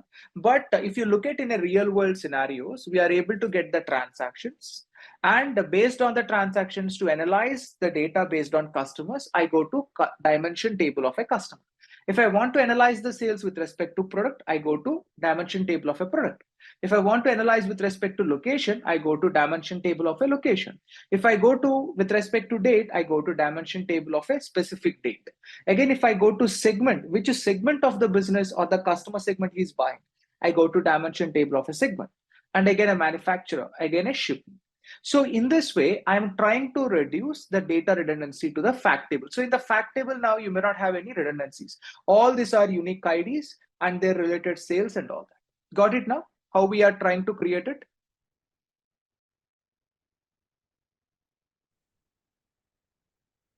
Now, if I'm able to join this, now see this, let me close and apply. And if I go to this model view, you are able to see the design here, fact table. For every fact table, it is mapped with a manufacturer, location, product, date. You're able to see this? Yes. Right, we will be learning about this concept right now. And let's do some visualizations by doing it. Now, let me go to Power BI.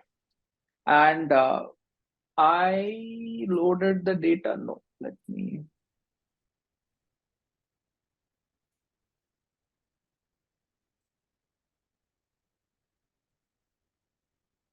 Let me load the data. I'm calling transform. So whenever you click on transform, we are able to knock the door of a Power Query editor. Now inside this data, we have this is your Power Query editor. You have various features. Everything is with a click. And if you apply any feature, for example, like you have this category, or let's take this one. For example, let's take postal code. What is the data type of the postal code? What is the data type of the postal code? It is Integer. You are able to see the data type here. It is 123 integer. If you click on here, you are able to change the data type. You can change it to a decimal number, fixed decimal number, whole number, percentage, date and time, date, only time, date, time zone, duration, text. I want to convert into a text. If I click on text, now it is saying replace current. So for example, replace current. Now it is converted into this particular data type has changed. Now I don't want to do that change. You are able to see this into icon. So by removing that, whatever the steps you applied, you are able to get back to the normal stage. Now, for example, if I just click on this into icon, so everything going to be normal. Now, what we will be doing right now is, let's try to go with various steps. Now, what, for example, we have sales, we got profits, we got subcategory, we got state. So the very first one, we can create a customer. So for a customer name, we are able to create one particular ID. For that reason, I'm clicking on customer. I can just right click and you are able to see various options here. So you can see add as a new query. What is meant by add as a new query is you are able to create a new query. See this, by clicking on this, you are able to get a new operation cycle clean it. Now it is able to create a new query, but the data is not in a column format, it is in a list format. And for every operation you applied, you are able to see this particular promoted header customer name. So this code is called as M language. So in Power Query, you have M language. You no need to learn it, but in Power Query, we have that option called as M language. Now there are already predefined various M languages. You can copy them, you can do it. We'll be doing that today. So now here, it should not be in a list format. I want it in a table format. So here you can see two tables. If I click on two table format, if I just click on OK, now it converted into a table format. I got a column.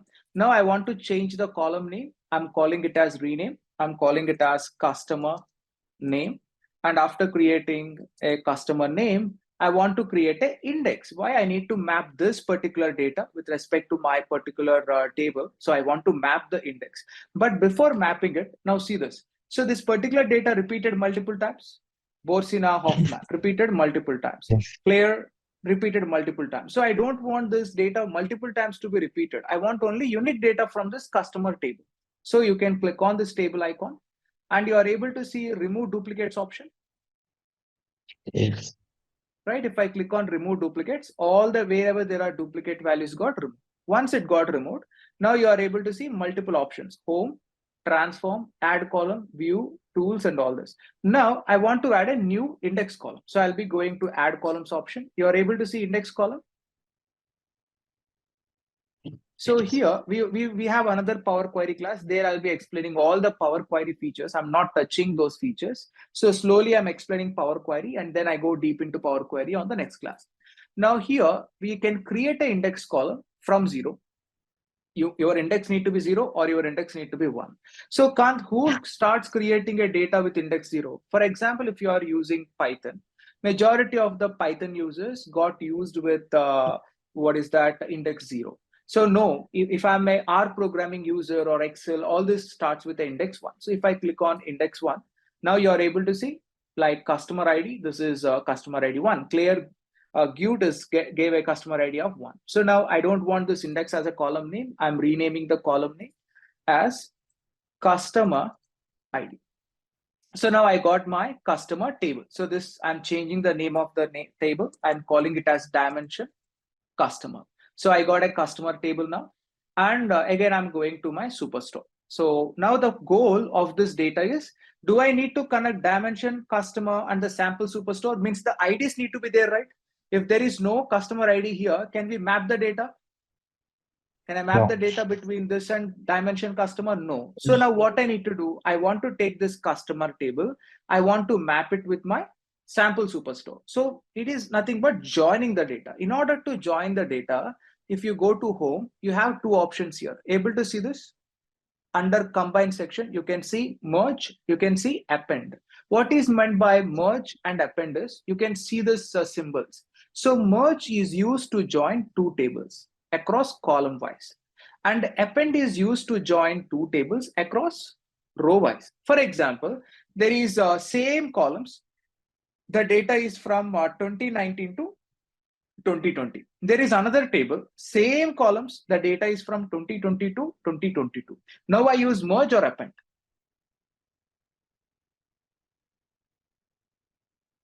Merge or append, what I'll be using it. Again, see the example. Merge is used to join the data column wise. Append is used to join the data row wise. Now the data, there are same columns, one table contains data from 2019 to 2020. Another table with same columns contains the data from 2020 to 2021. Then we do append or merge. We do append. If you want to join across rows, we are calling append. Now I got customer, city, location, manufacturer in this way in one table. And I got another data like sales, profit, and all this. I want to join these two tables. Then we will be going with Merge. If you want to join the data row-wise, append. If you want to join the data column-wise, merge. Now I want to join the data, is it row-wise or column-wise? Column-wise. So what I'm doing, I'm clicking on merge query. And it is asking me sample superstore. Now I want to join the data with respect to which column? Same like your, do you remember on in your SQL queries? Join on. Yes. So now I want to join two tables on customer name. And what is the table I want to join with? Dimension customer. And I need to join with customer name here. How many records are matching? All of them. So 9,944. So what is this left outer join? All from first matching from the second. So do you remember left join? All the data from your left table and the matching data from your right table. So now let me click on OK. So now once I done, it is saying like dimension customer. It is giving you this icon. Click on it. Now it is saying within this join which you made it, you have customer name and customer ID. So what is needed in this? We want customer name or customer ID? Customer ID. Customer ID. Only customer ID is needed. So customer name is not needed. I'm unchecked and click on OK. So you got customer ID now? Yes. Right, we got customer ID. Then what we are doing, we are going back to the beginning where we have customer name, select it, click on it, and I am trying to say remove. So I deleted that particular customer name. Now what is the next one? So let's see another option. What we have now, let's try to create a product related dimension table. Now if I want to create multiple tables, for example, like I want to separate, I created add query. If I want to do the same add query to multiple columns, it may not be possible. For that reason, what I'm doing, I'm clicking on the superstore and I'm just saying duplicate. Able to see this option duplicate? So I'll be explaining what is duplicate and reference on the next class, but let me create a duplicate. So when I created a duplicate, you got a duplicate sheet and see all the, whatever you've done it, you are able to see all the examples. What are all the operations you've done it? You are able to see this? Yes. So is there a need of all these operations? Not needed. So you can select this and you are able to see delete until end. I deleted all the operations and I got the everything back. Now what I need to do, I want to take category. I'm selecting that and I need to go with for a particular category. There is a particular product name and there is a particular subcategory, right? So now I'm right clicking on it and you are able to see another option. Remove columns is the selected columns going to be deleted. What is remove other columns? So apart from the selected columns, rest of all the columns going to be deleted. So I'm saying remove other columns. Only I got category, product name, subcategory. So what is the low level and what is the high level? So low level granularity. So product name is the low level granularity or category is the low level granularity. Which one going? Which one is more product name? So now what I'm doing, I can just select here and I'm trying to remove duplicates. If there are any duplicate entries, I'm trying to remove it. And now then what I'm trying to do here, you got your product name. I want to create my unique column. So for that reason, what I'm doing, going to add column, index from 1. So you got 1. So here I'm trying to give it as rename. This need to be what? Product ID. And this need to be dimension product table. So we created a dimension product table. So now, yes, I created a dimension product table. Now what I need to do once I created this option, again, I'm going to sample superstore. Do I need to join it? Or not needed?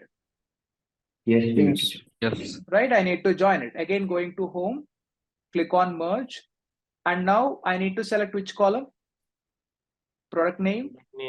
So on dimension product name. So we got this and click OK. So again, I'm selecting this icon, and what I need to select here? Category, Product ID. sub, only product ID. So let me uncheck all this. Let me get product ID. Now I got the product ID. Then what I need to do? I need to select category, and then I need to select product name, and then I need to select subcategory. So these are the 3 columns, right? Yes. Right. So like I'm trying to delete it now. Remove columns. So I removed all this 3 columns. Now what we have, so let me cross check. I got customer ID, product ID, and I got my state. So now let's try to work on state now. So like let's select city, country. What else? Postal code needed or not needed? Yes. Needed. Postal code, region. So these are the data I need to select it. So for that reason, again, I'm just going to my sample superstore, creating a duplicate. I created another duplicate. I'm selecting again. Do I need to have all these steps need to be applied, or I need to remove it? Again, the steps are not needed. So from merged queries, I'm removing all the until end. So by removing these steps, see this. If you notice it, you're able to see all the regular data, ship mode, subcategory, everything. Is it back? All the operations which you applied, it is back. Now I want to select only city. I want to pick country, and I want to pick postal code, and I want to pick region, and then I want to pick state. Anything else? That's it? Yes. Yeah, that's Yes. it. So right click, remove other. So I got city, country or region, postal code, region, and the state. Now here, what is the unique identifier? What is the unique identifier in this table? Out of all this, postal code is the unique identifier. Again, let me select it, remove duplicates. I removed all the duplicates. Now again, go to add columns, index from 1. And this need to be, we can say location ID. And this table need to be dimension location.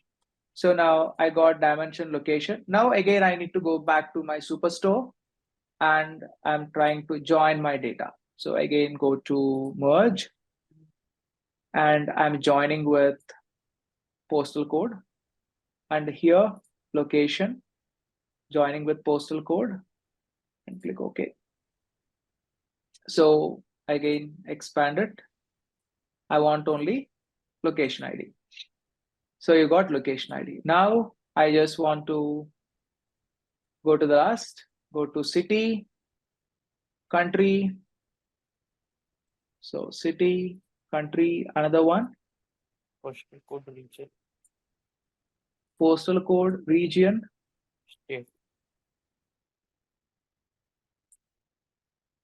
State. So remove columns. So I removed all these columns. Now what else we have it? See this. Now we got manufacturer, we got segment, and what else we have it? Ship mode. Is it right? Mode. Right. Only these 3 columns we have it. So now, is there a relation between all this? Manufacturer, segment, ship mode? Is there any relation? I don't think so. Right? No. Yeah. There is no relation. So I'm just clicking on manufacturer again.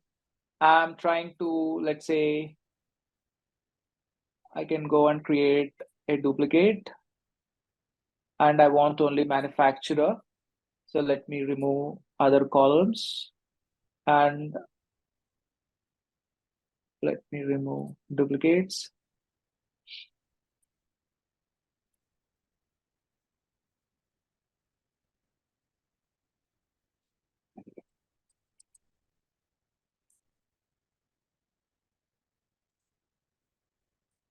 manufacturer ID, and this need to be dimensions manufacturer. And let me go to sample superstore,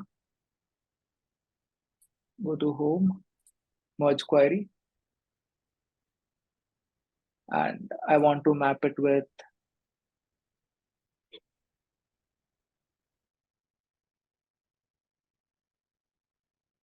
manufacturer.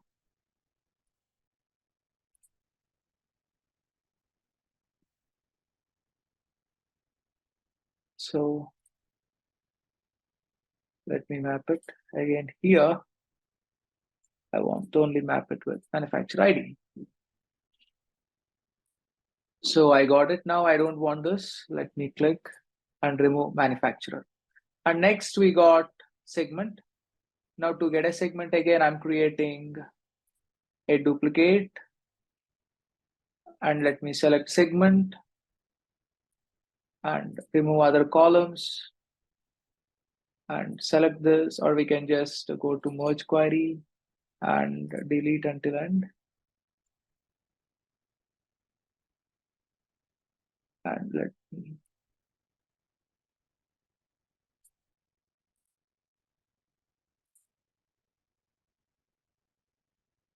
so how many unique values going to be there inside segment? Only 3. So you got only 3 index positions. So we can say rename segment ID. Now this need to be dimension segment, and go to superstore and home query segment and segment table segment, click OK.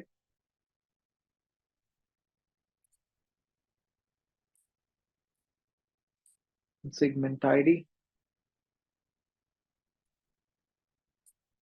I don't want segment, so remove. And there is only one column left, which is ship mode. So now within that ship mode as well, again, let me go and create a duplicate. Now here, I just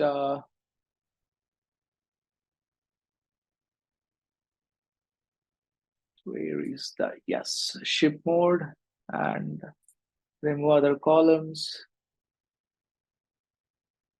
remove duplicates, and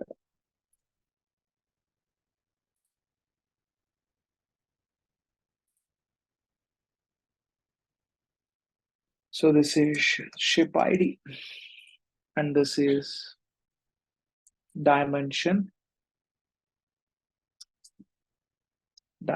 ship. And now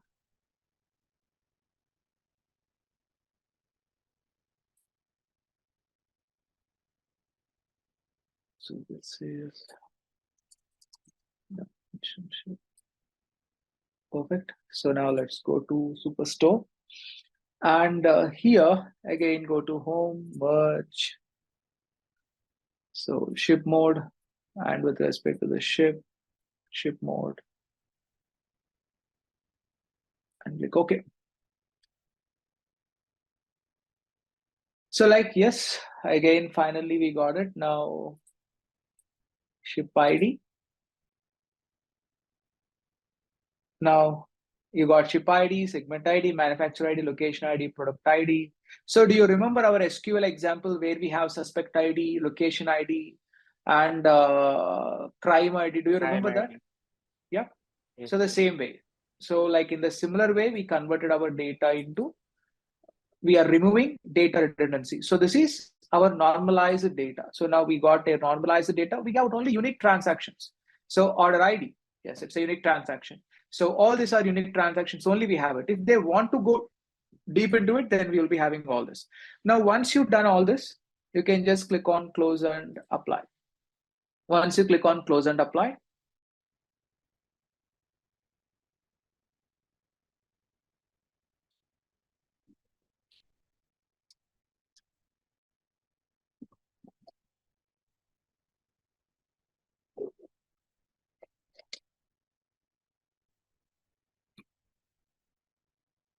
Now you got all this data, customer, location.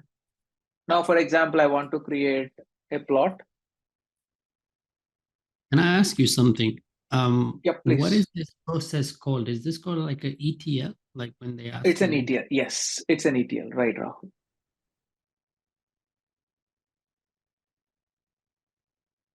So I want to take subcategory. I go to product, drag subcategory into y-axis, and the sales is in which?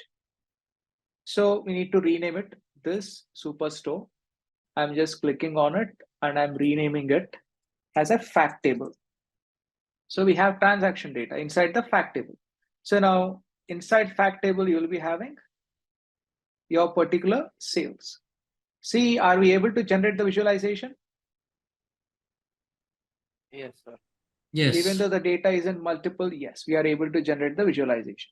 If I go to this model view, you're able to see this. Yes. Yes, sir. Okay, yes. Right? All these are designed. So mostly why we are calling it as a star schema, mostly it represents like a star kind of representation.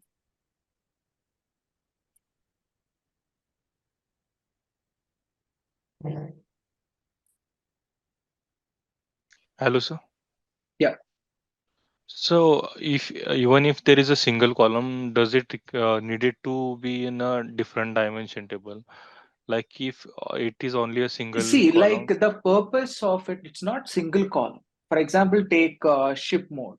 Now the ship Yes. mode repeated multiple times. So why you need to take that ship mode and you need to keep it? So the ship mode is not changing, right? So instead of that ship mode, you're creating a separate table. You're calling it as ship ID. You're mapping the table with an ID. That's it. Okay, so ID takes the same amount of values, like it Yeah. So again gets the one column, major, right?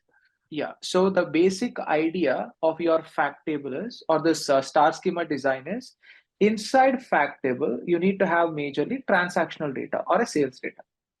And in the another tables, you are having how the sales are getting affected. So how the sales are getting impacted is decided based on this particular dimension table. Now sales get impacted based on ship mode.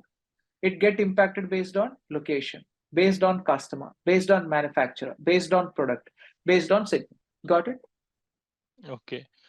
Yes. So the Now, if I'm other, trying to, yeah, please. so other factors doesn't affect the So like we whatever. have only this factors, right? Very simple. Like if you take a transaction inside this fact table, you don't have anything else if you notice. So you got date, time of transaction, order ID, profit, quantity, sales, ship date. They are all transactional data itself, right? There is nothing which can influence your sales. Yes. Right? Got it. Yes. Yeah. So Thank the you. influencing factors are here in the dimensions. Okay. Got it? In case if there is a color going to be under product related fact table, right?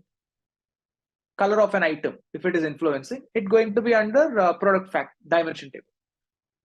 Got it now? Yes.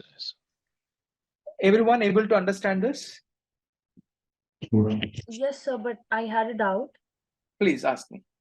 Sir, what's the process of creating unique values for the dimensions that we created here?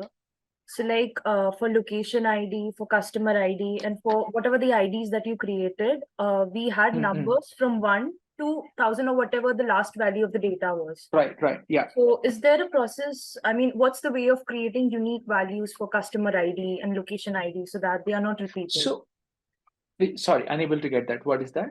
For customer ID? For location ID, I have numbers from 1 to 1,000, let's say.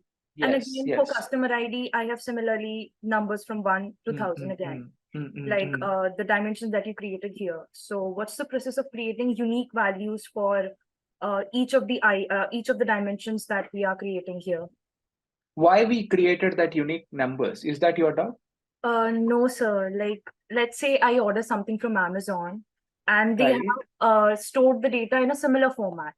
But we have a unique number for my location, for my customer ID, for my manufacturer. Everything they have a unique number. They don't have number 1 and 1 or 3 for everything. So what's the process of creating unique numbers? Let's say for 8 digits. Usually the customer ID is of 8 to 10 digits, right? See, like here, So how to now the create that? purpose of, Yeah. see that Nitya, now the purpose of unique ID is only for the sake of mapping with the tables. It's a relational. If you go back to your SQL concept, do you remember primary key and a foreign key, right?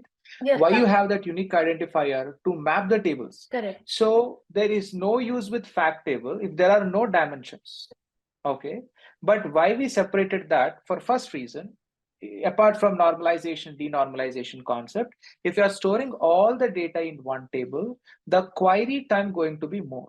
If you are storing all the data, like the one we have earlier, if you are having that data, if it is huge, it takes a lot of time to process it if you are writing a query or whatever it is. But if the data is in this kind of format, so it would be easy for even an SQL or even a Power BI to have a better performance. For that reason, we try to store the data in a star schema design or a snowflake schema design. Instead of storing the data in one table, we are trying to store the data in multiple tables. No, sir, that's not my doubt. Like, so you created numbers. I mean, now instead of having the 1, 2, 3, index you are IDs. saying like 88, Uh-huh. 1, 2. You want that kind of Correct, numbers. correct. Yeah. We can do it, right? So if you are able to go back to the same Power Query, you have add index, right? Inside that, if you click on a drop down, you have from 0, from 1, you have custom. By clicking on custom, you can give 88 some number. And if you start with 1, from the next sequence, it's going to take it. Okay, yeah, that's what I was asking. Yeah, understood. Yeah, yeah, right. Yeah. Able to understand this concept, everyone? What is the star schema and a snowflake schema? Yes. Yes. Hello. Yeah, please. So when you So your voice is resounding. I think you have 2 systems or something.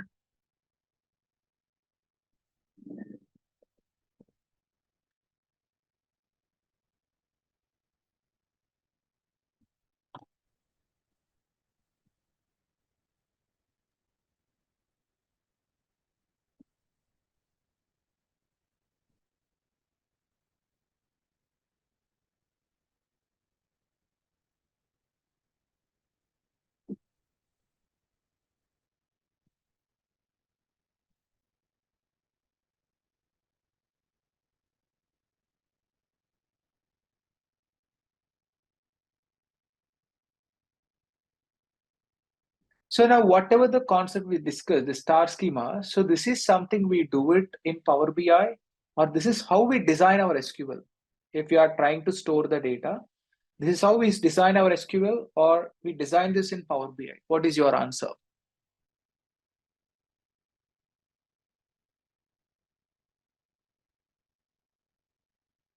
This is What do you how we think? design SQL.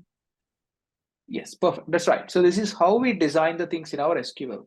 So why we learn this topic right now is now we already know sample superstore data, and we are trying to create a star schema design out of this particular sample superstore data. Got it? hello. And one question, Yeah. when is the snowflake schema used? Like star In schema, case, like for example, you design this particular design and for example, your clients need even more redundancy. Even for example, if you take product table, you got category, product ID, product name, subcategory. So you want to create a subcategory, category as one, and a product name as another table. Why? So for each subcategory, there are going to be multiple products. So in order to reduce that redundancy, you are creating another table, product name. Now, in order to join this with the fact table, first you need to connect your data with your, first you want to create another table. That table need to be connected with the category table. That category table is connected with the fact table, so that the redundancy is even more further reduced. If you take ship ID, there is no redundancy. Why? There is only unique values. If you take segment, unique values. If you take manufacturer, unique values. Customer name, unique values. So, but in location, there are chances of having similar kind of data. So for that reason, again, if you want to remove that redundancy, you are able to go with, you are storing city and postal code in one table, and you are mapping that city and location, city and postal code with the country, region, and state, so that you will be having 2 tables now. So in order to reduce that multiple repetitive columns, you are trying to go with multiple tables. We are calling it as normalization. Got it? Okay, okay. Now I understand. That is called a snowflake. Now, in order to join this one table, now what is happening? Very simple example. In order to pull a data, only one join, it would be easy for my SQL to pull the data, or even with even for a person to write down a query as well, it would be more easy. And if there are multiple tables, it takes time. So that's the reason. If your goal is to go with proper normalization, you can go with a snowflake schema design.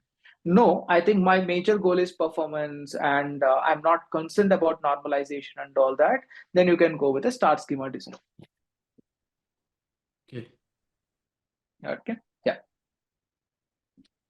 And I'll be sharing one table where you have the advantages and disadvantages of snowflake schema and the star schema. So you can read through that, and whenever you have a requirement, you can just understand it. Okay. Perfect. Thank you. Hello, sir. Can you hear me now? Yeah. Yeah. Yeah. So while applying the steps, Yes. suppose we did the product part, where we created different table, and we removed the column for product name in the superstar table, right? Right. Right. Yeah. So afterwards, you deleted those steps from the right side column, the applied steps, you removed them, so that column product name, it again reappeared in the superstar table.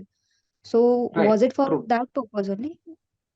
Right. So the steps which you have it, if you want to go back to Power Query at any time, you can click on transform data, click on transform data. By clicking on it, you are able to get to your Power Query data.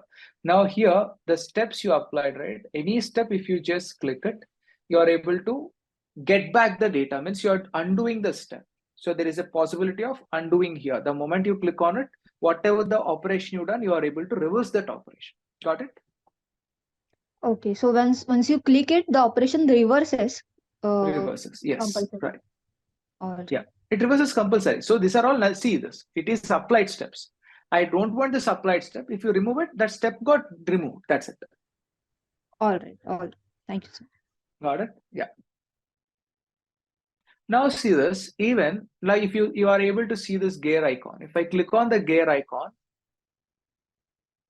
so not this, removed columns, merge, expand dimension. This is all, there is nothing query.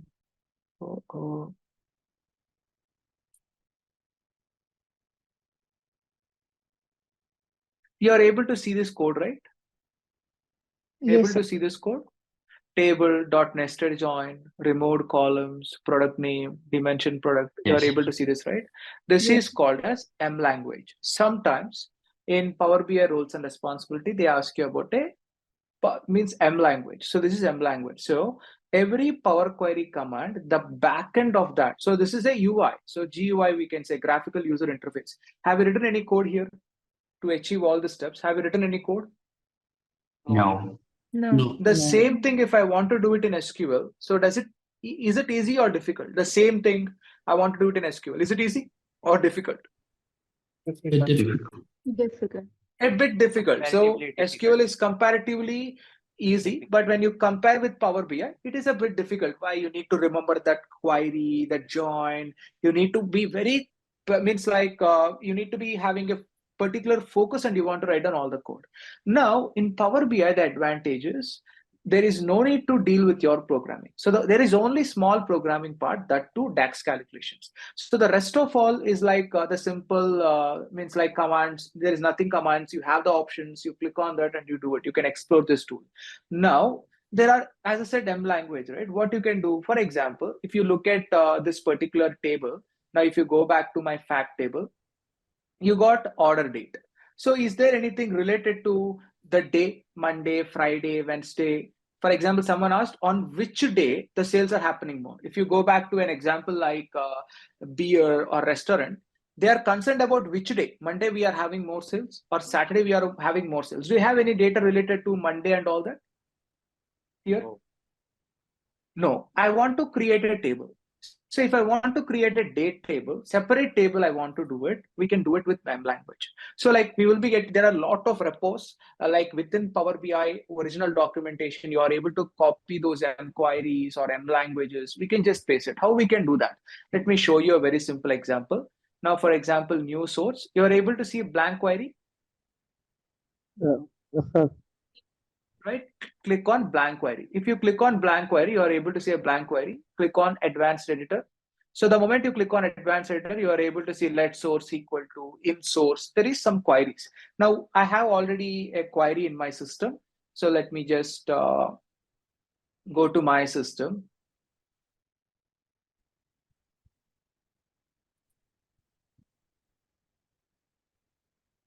So here, date table function.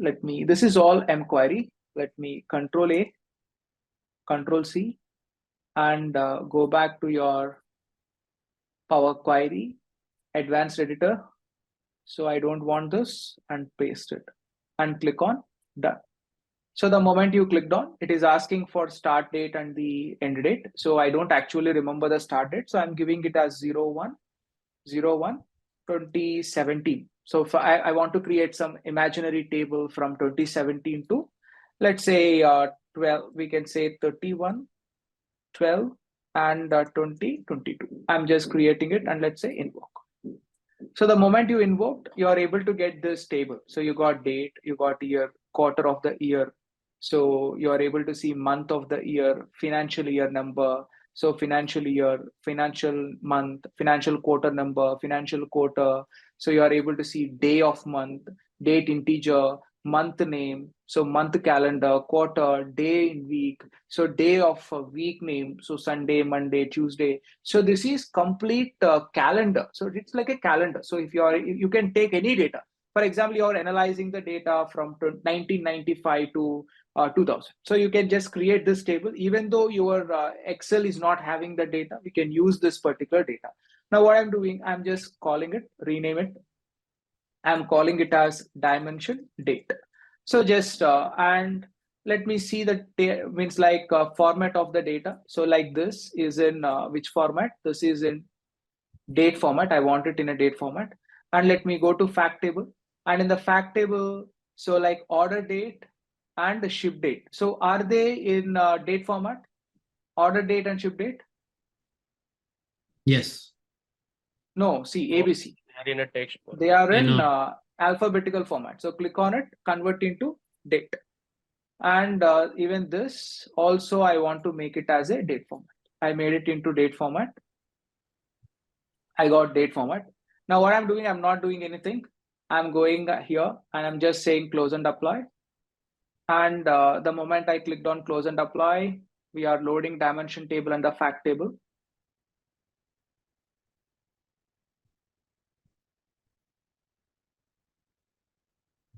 Go to Power BI. Now, if I scroll here, you're able to see dimension table now.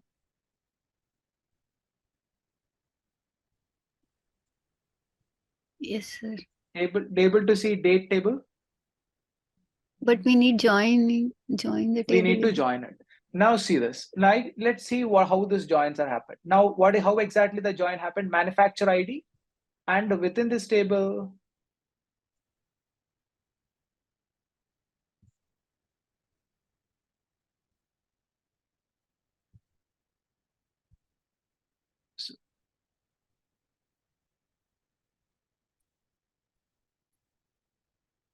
okay, I'm unable to scroll. Again, if I see this join, it is matching with the product ID and the product ID. If I go to this, it is joining with segment ID and the segment ID. And this is joining with ship ID and the ship ID. And the location is joining with location ID and the location ID in the fact table. And this one, customer, if you look at here, it is joining with customer ID and the customer ID. Now what I need to do, I want to join this. So we got order date, ship date. So now what we need to match it, we need to match order date with your date. So while if I click on it and if I drag it, you're able to see this icon. Even on the dimension date table, one dotted frame, you're able to see it. See this? If I'm Yes. dragging, it is in a stop symbol. While I'm dragging it, you're able to see dot symbol in the Yes, sir. dimension date table. Release it. So now it is able to perform a join. So the join happened. Yes. See this? The join happened. So between order date and the date, join happened. Now you are able to take ship date, and again I'm dragging onto date. So again, let's see, another join happened, ship date and the date. Ship date and the date join also happened. Now let us see whether this visualization going to work or not. Let me drag it, and now you got dimension date. Within that, you got day in week, day of month. So day in week, for example, let me drag day in week, and I want a line plot, and let me take sales. You are able to see it in a fact table. So drag sales into y-axis. So you are able to see 1, 2. I don't want this day in week. I want something like Monday, Friday. Let us see what is Monday. So week ending, month of year, month name, period. So I can't see what is the table. So for that reason, I'm going to date table. Click on it. So now here you are able to see. So it is, I want to see, yes, day of week name. That is a column name. So day of week name. So let me take day of week name, drag it to x-axis. You are able to see now sales across Saturday, Sunday. Now the sales is in count of sales. I want to get why the sales are in count, the data type again. So again, go to fact table. So now the sales is in the count format. So it need to be sum. So then what I'm doing, again, I'm going to transform, and I will be changing the data type of it. Do you know how to change the data type?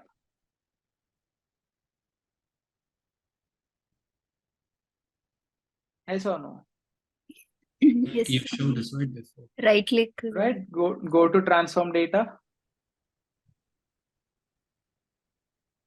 So fact table. So we need to go to sales. So what is the data type of sales?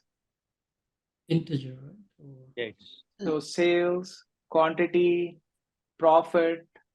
See, like what is the data type? You are able to see ABC. What is ABC? Text. So it is a text format. And again, we got any other numerical data. Yes, 1, 2, That's 3. it. So only this. So it is an alphabetical ABC. Go to transform. So data type. So from the text, I want to change it to what? Decimal number, fixed decimal number, whole number. What is that? Decimal number. So it got converted into decimal number. Got it? Profit, quantity, sales. Now you got it into a decimal number. Now let me go for, again, home, close and apply.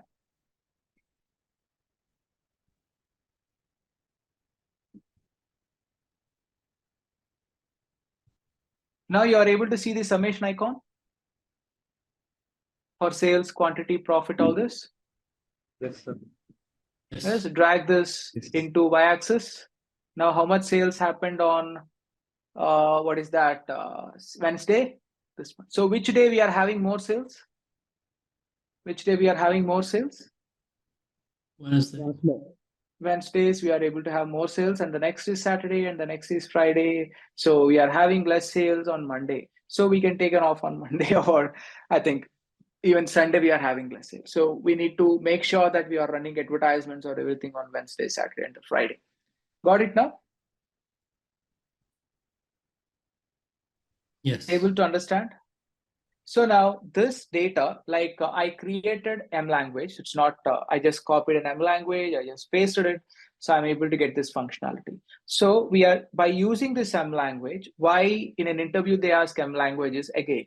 If you go back to any of the programming classes, if I teach Python or anything, there is only one requirement. You need to develop an ability to copy the code and to make it executable. And even there may not be any errors with this M language as well. So I'll be sharing few cheat sheet kind of M languages which may help you in the future. I'll be sharing that. You can take it as a reference. Okay. Hello, sir. Yeah. Hello. So there Yeah, is a Srinath. method, something for like when we see this x-axis, there is Wednesday, Saturday, Friday. So there is Yeah, some method, right, to rearrange this to like Sunday, Monday, Tuesday. we can do it. I think it's mostly with respect to sorting option. I think so. Sort axis, day of week. So this is happening with respect to it is sorting.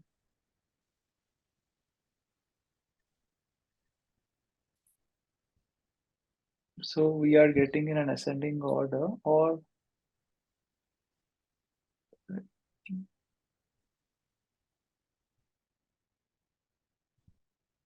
I don't want any sorting. I need to check it, man. I think once check it, if you find it, that would be great. Okay. Yes, sir. So let us see x-axis.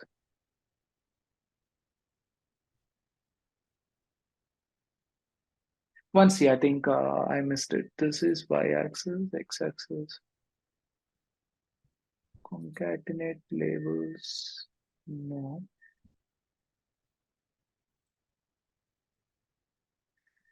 This is started. Okay. Now, one more option I want to show you here. Instead of day of week, let us try to take date. Inside date, you got a date hierarchy. Take date into x-axis. Now you're able to see this options.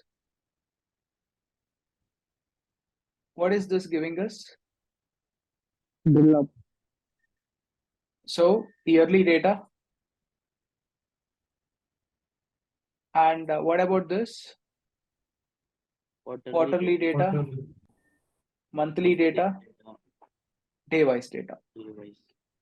Got it? So what is the use of these buttons? When you are having a hierarchical data, you are able to do that. Got it?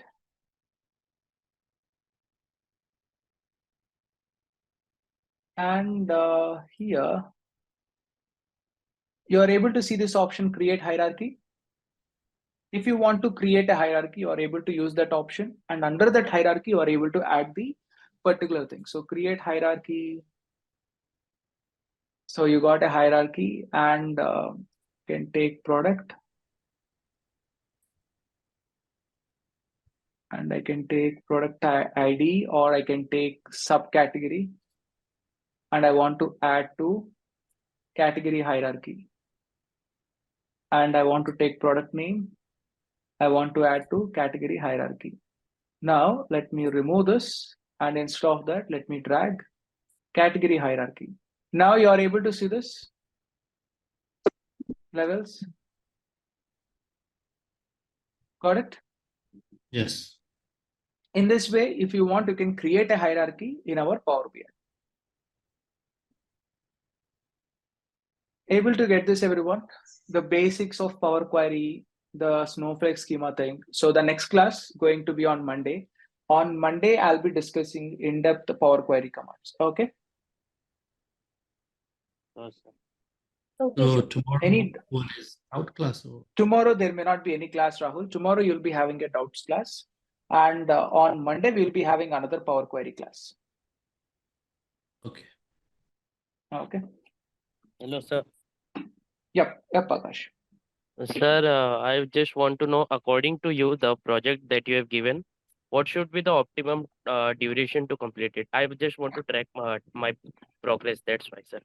According to you, what should be the optimum time? Completing in 2 days or 3 days would be good, Akash. In case if you are having more time, let's take 8 hours. For example, you are allocating 7 hours per day. 7 hours multiplied by 3 days. Okay, that is the math you need to do it. Okay. Okay, 7. and if you are allocating 2 hours per day, means I calculated that 7 hours. For example, you are as an employee, and I gave you a deadline for 3 days. So Monday, Monday, Tuesday, and Wednesday. So overall 21 hours. You cannot give all the 21 hours at a stretch. Then you are giving 2 hours per day. Then 21 divided by 2. That many number of days you need to take it.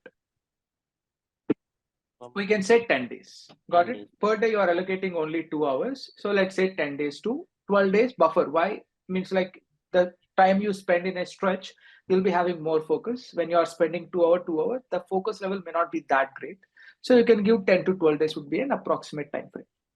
On an average, 1 week should be sufficient. Yes, right. Perfect. Yes, Okay. 1 week would be a decent days. Okay, sir. Thank you.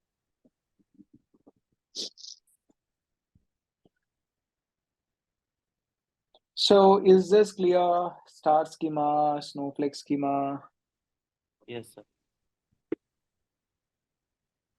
Data I'm using. One thing. Yeah.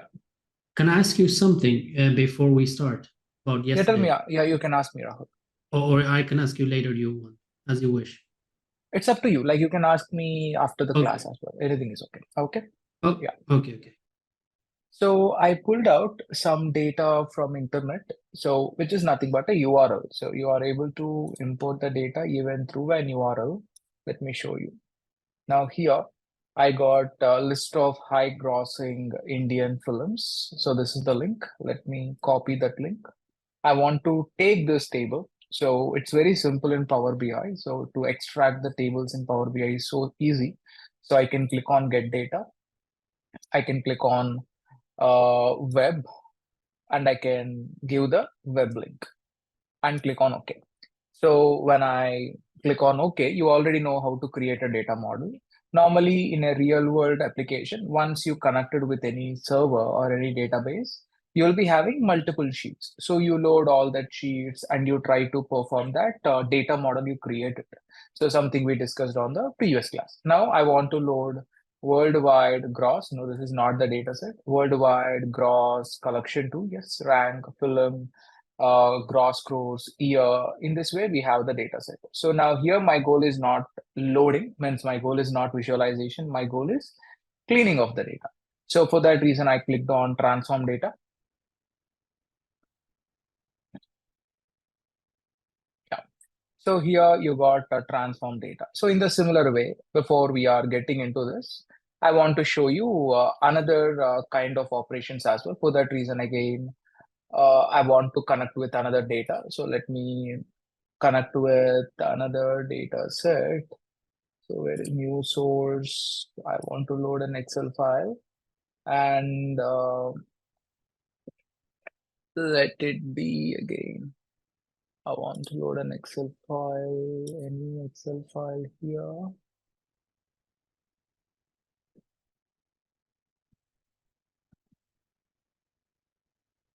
So let me load this data set.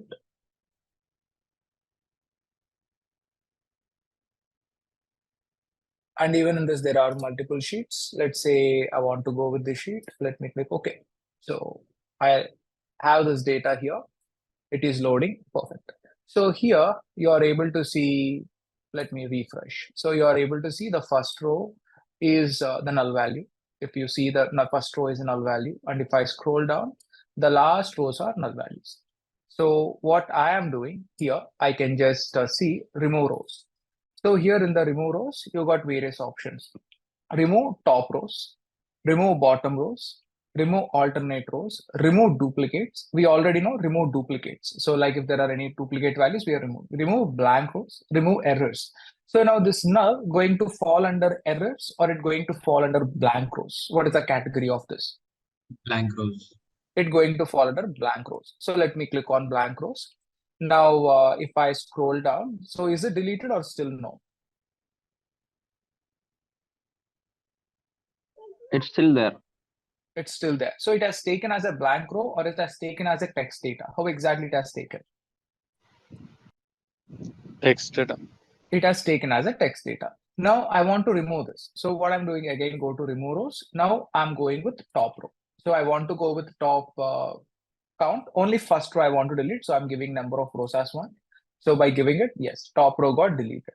Now in the similar way, here in the bottom row as well, you got 3 particular values. Again, I want to remove this 3 null values. For that reason, again, I'm clicking on remove rows and again, bottom rows. I'm going with the bottom 3 null values I want to remove. or that rows, I want to delete it. So even the bottom 3 got deleted. But if you notice, still there are hyphen values for particular data set. There is a hyphen value, hyphen value, hyphen value, hyphen value. You are able to see this hyphen values. Now I want to clean even this hyphen values. Now what I'm doing is, now here, what is the data type of this TA ratio 1? It's alphanumeric. It is alphanumeric. Now actually this need to be alphanumeric or it need to be numeric?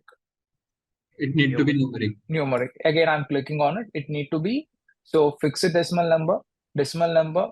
So again, your whole number, percentage. So what need to be the data type? It need to be fixed decimal number or it need to be a decimal number? Decimal number. So we can go with a decimal number. So I gave a decimal number. I converted the data type into decimal. Let's see whether our data. Now what happened? Here, see, it is not completely loaded. It gave us red color. What is there here? It converted that into errors. Why? So you are translating hyphen values into your particular decimal value. So it is giving us with an error. So now even I don't want this errors. Then what I can do? Again, I can go back to remove rows. Wherever there is errors, I'm just clicking on remove errors. And again, let me scroll down. Is it deleted? Yes. Yes. Right? It got deleted.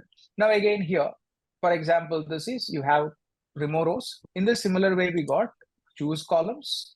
You can go with remove columns. So like you can go based on, I think we know this operation. See this, do you remember this operation? Remove columns, remove other columns from star schema design.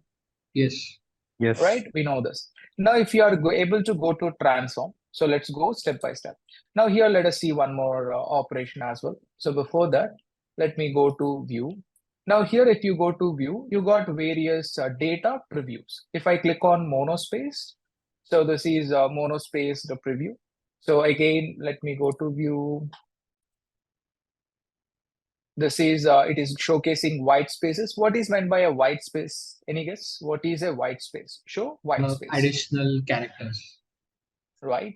And what about this data quality?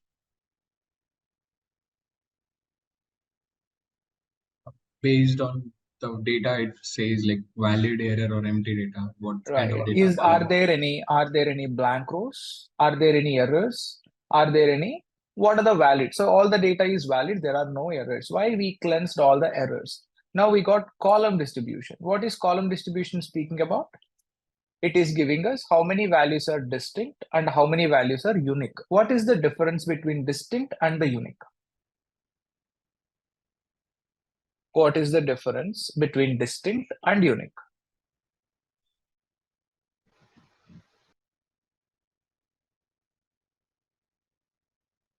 Distinct or maybe with the HQ. Now see here, you are able to see there are 42 distinct and there are 22 unique. What does it mean? Unique means not repeated, right? Unique means not repeated. Distinct means repeated. Right, absolutely. So like there are 42 repeated HQ states and there are 22 unique. So like out of 42, the 22 are repeated only one time. So that's what we are calling it as unique. So unique repeats only one time, whereas distinct can be like unique values itself, but there is a repetition in distinct. But whereas in a unique, there is no repetition. So if you are able to look at this tier ratio 1, is there any similar type of data or is it all the data is unique? All is unique. All the data is unique. So there is nothing like repeated data. Now, if you go back to the rank, is there anything like distinct and unique? Mostly rank may not be distinct and unique. And again, that's it. I think this one. So what about this?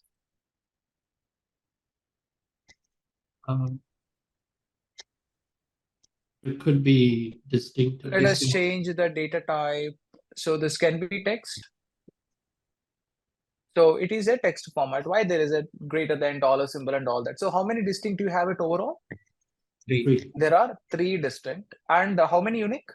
0. 0 unique. Why? So there is nothing like only one repeated kind of category. So like all the data points repeated multiple times. So we are categorizing it as 3 distinct.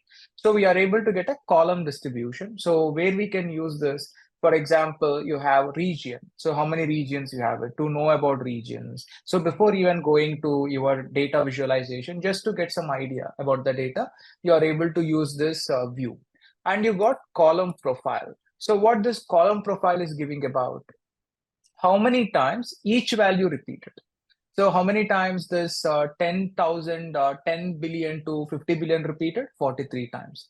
How many times this greater than $50 billion repeated? 31 times. How many times this repeated?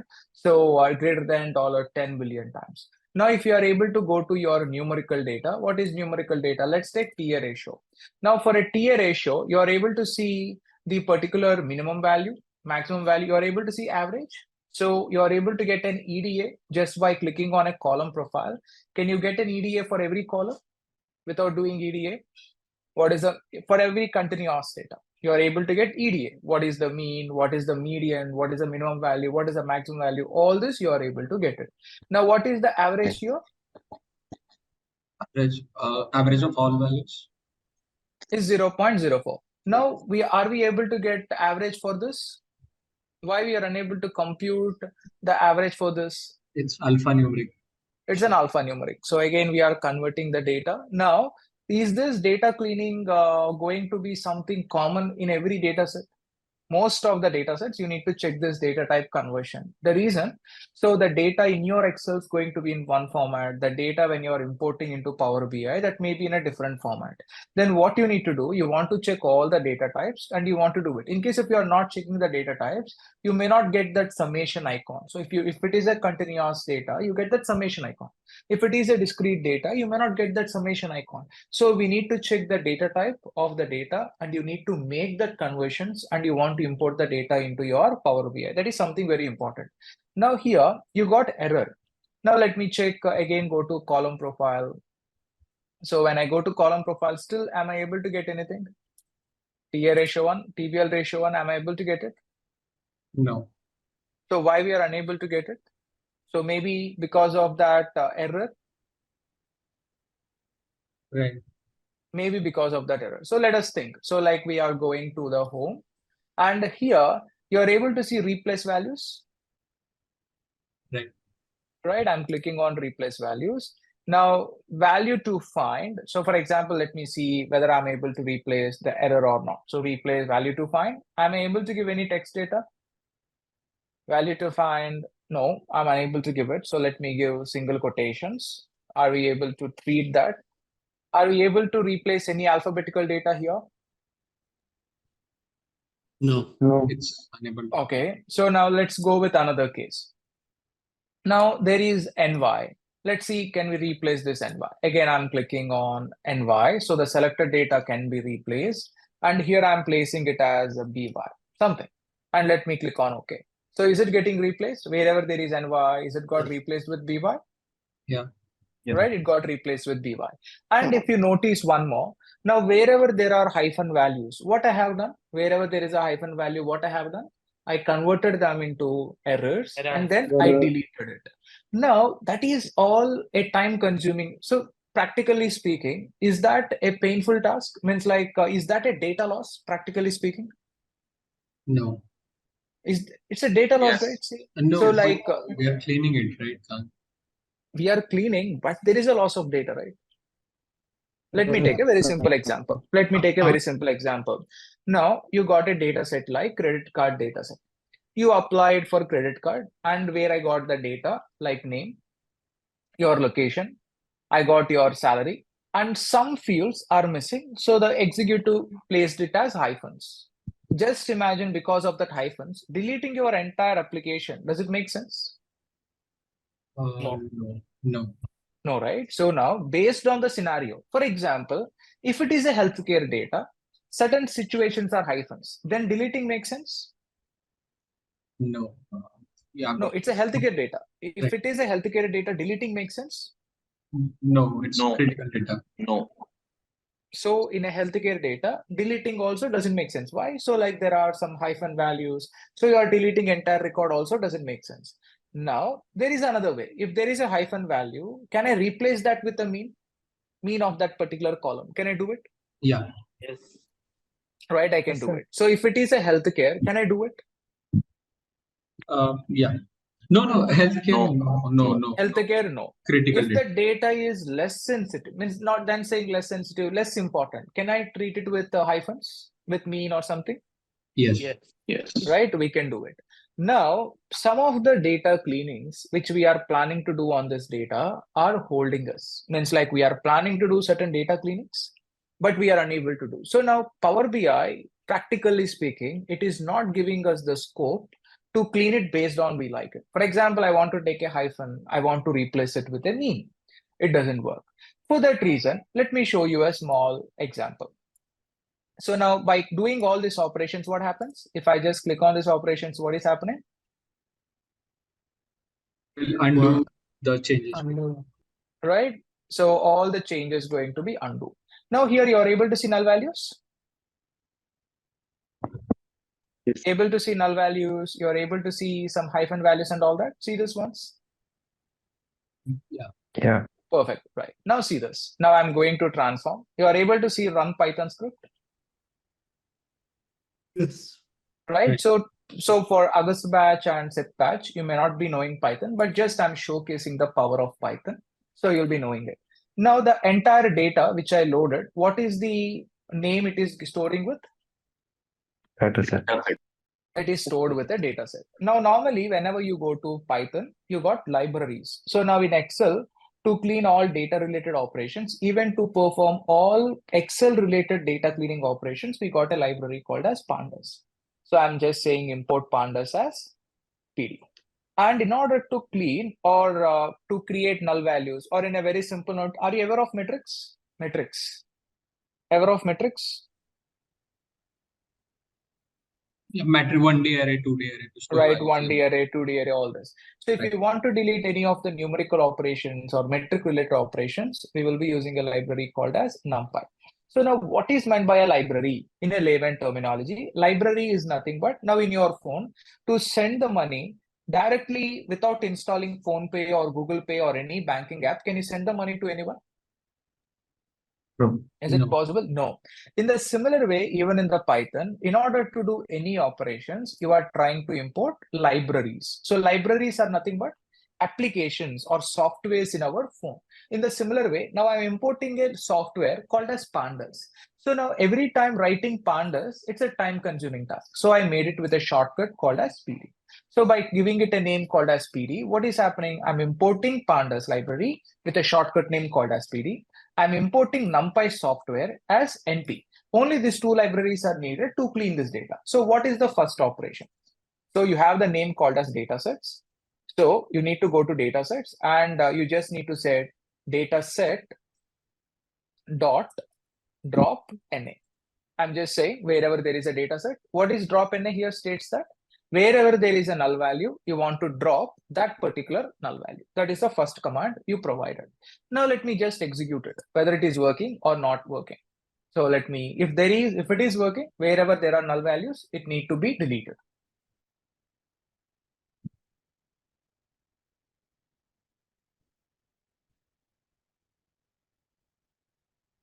So it gave me the table. Let me click on the table.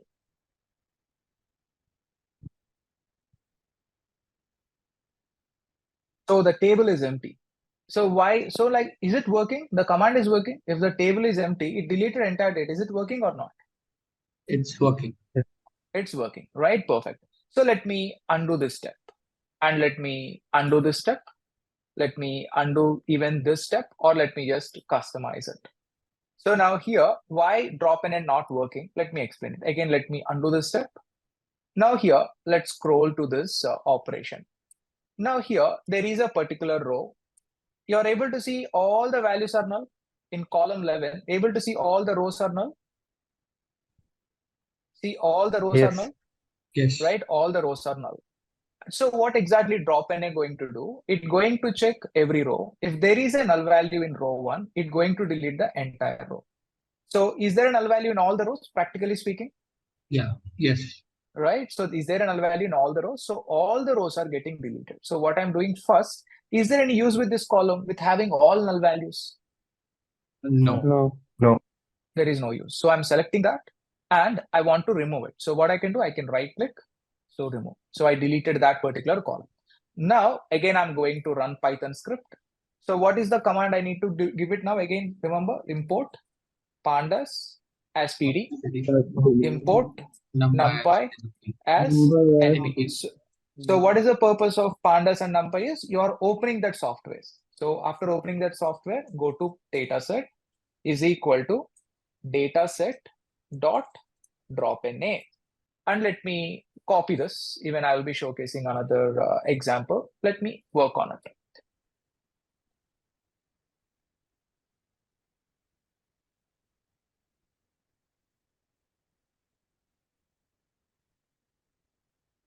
So go to table. Let's see whether it is a empty table or there are certain data. Let's try to check it. Is there any data now? Yeah, it's right. data. You got the data. Now the first row null value, is it there or deleted? It's deleted. And again, scroll to the last. Is there any null value or it got deleted? Null values got deleted. Null values got deleted. Now you got hyphens. Able to see this? Yeah. Now I don't want to lose the data. Wherever there is a hyphen value, I want to replace it with mean of this column. So TA ratio 1, they're going to be one mean. TBL ratio, they're going to be another mean. So wherever there is a hyphen value, I want to replace it with its own column mean. Why? So I don't want to drop it, just I'm assuming it. For that reason, again, see this, what I'm doing, again, I'm going to run Python script. Now here, I'm trying to say import pandas as PD, import NumPy as NP, and we are saying dataset is equal to data set dot replace. So what is the replace you are saying? Wherever there is a hyphen value, you are replacing that with np.nan, and after that dataset is equal to dataset dot fill-na dataset dot mean. So what exactly this logic happening? Let me explain it.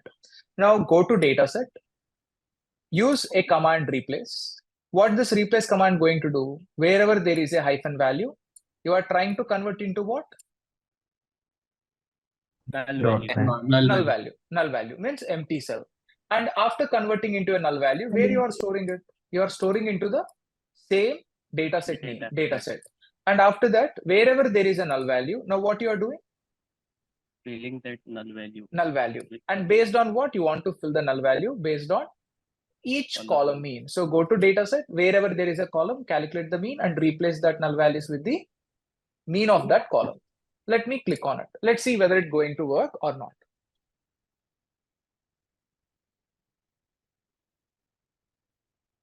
Again, we got it. There is no error as such. It is loading. So the fill NA is a command, right? Yeah, I'll be explaining all the commands in Python, but is it simple? Seeing like Python command, is it simple? Yeah. Yes, more or less. Right? Yes. Python seems easy, means like what we use in data science or data analytics, that Python is easy. But when you are learning Python as a programming, that is where you find it difficult. Means as a software developer, we use if statements, loops, all that. So whenever you are learning that, that may seem difficult, but rest of other Python is so simple. So what we do as a data analyst is more easy. Now let's scroll down. And is it replace? I have a question. Yeah, please. We did this dataset dot fill na dataset dot mean. Okay, so Yeah. it will take the mean of entire dataset and try filling it, or it will just go column wise, calculating the mean. No. Column wise. TA ratio 1, TBL ratio 1. In this way, it need to do it. But see this. Is it not replaced? If you notice it, it's not replaced it. So see this. If I scroll down, is it replaced or not? No, it's null. No, the data types got converted, but still it is unable to replace. Again, I'm running that command. So wherever there is a null value, it got replaced. So import pandas as PD, import NumPy as NP. So you are saying dataset is equal to dataset dot fill-na dataset dot mean. And let me run this. Let's see whether it's going to replace or not.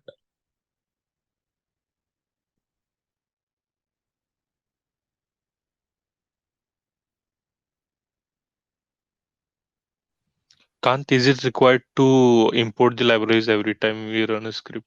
Here in Power BI, we need to do it. Normally in Python, we don't need to do that. Okay. Okay, so like every time you are calling that Python script, right? Whenever you are calling it, you need to do that. Only for one script, one time you need to load it.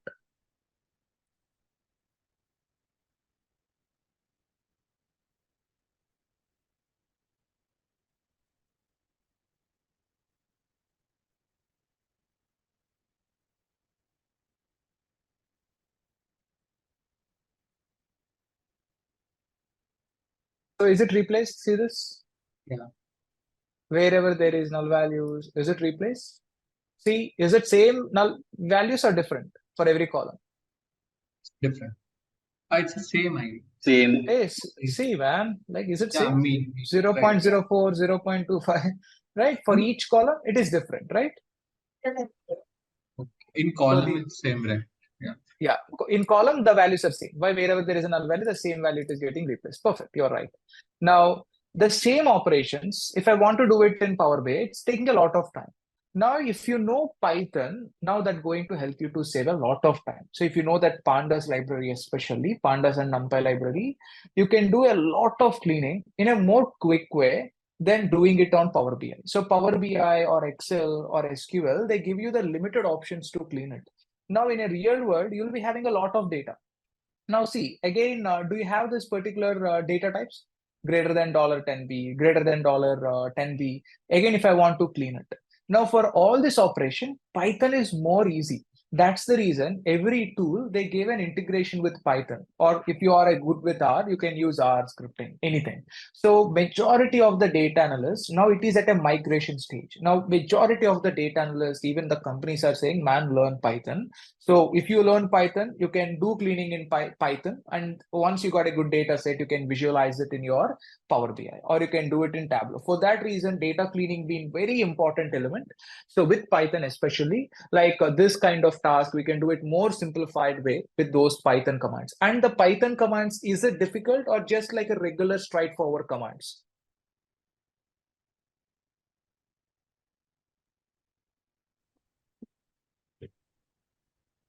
Is it difficult or the commands, how exactly? Like the replace command, fill in, is it a lot of syntax or straightforward? Straightforward. They are pretty much straightforward. In this way, we can deal with your, means just I showcase a small integration. We'll be having a separate class on Python, no need to worry. Now, we got this data. Now, in the similar way, let me import another data set.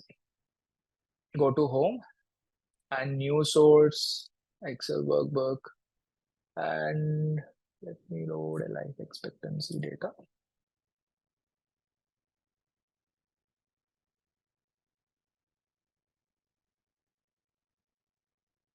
No.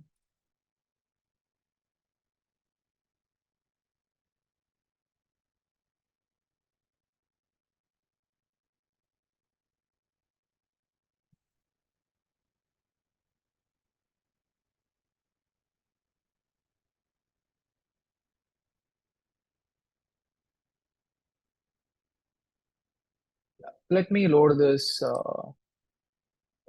one, which is GDP data. Now here, see this. Now, what is the column here? Content, the data representation, acknowledgement. Is this the right columns or the first row need to be a header? Country. First row need to be header. First row need to be a header. So now in this case, what we can do, we can just click on this drop down, use first row as a header or use header as a first row. Now here in this case, I want to use my first row as a header. So I'm just clicking on that operation. So just by clicking on it, you are able to convert your first row as a header. Now, what is the purpose of split column? What is the purpose of split column? How the split column is working?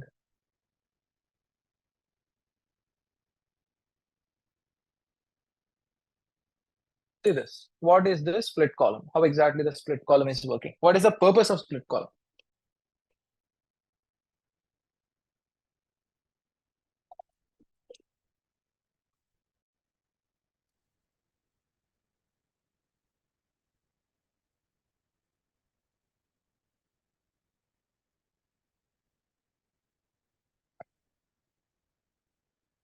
Just see the data, you can understand it. What is the purpose of split column? Changing the data type like Taking. from one form to another. So is it to change the data or to split the data into two parts? It splits the data into numerical and Yeah. So it's not like numerical and all that. So we can split the data into two parts. So split the data based on a delimiter. What is a delimiter? Space can be a delimiter, hyphen can be a delimiter. So Comma. based on a comma can be a delimiter. Based on any particular character, you are trying to split the data into two parts. We are calling it as split by delimiter. So it's going to identify that space or hyphen or any of this. Based on that position, it's going to split it into two parts based on delimiter. And what is this by number of characters? Let me click split column based on number of characters. So here I gave number of characters are 2, as far left as possible, once as far right as possible. So we want to split based on left as possible. So is it separated into two parts? Country? yeah. Yes, sir. Yes. So how many characters I gave it? 2. So from left side, it is going with 2 characters, and once it met 2 characters, it is separating that into 2 parts. So first 2 characters into one column and second 2 parts into another column. So in which case this is going to help you? Maybe like you are trying to deal with first name, last name. There is a name column and you want to separate it into first name, last name. Can I use split column now? I think so. Yes. No, how would you know? Like after what character you have to, or maybe after the space, right? No, I'm just saying like, yeah, mostly after a space. That's the reason you will be using delimiter. At that case, you use Yes. delimiter. Yes, Okay. with that, yes. Or maybe like you have an order ID. So in an order ID, you have digit to non-digit. So how exactly it is splitting? It is checking all the digits.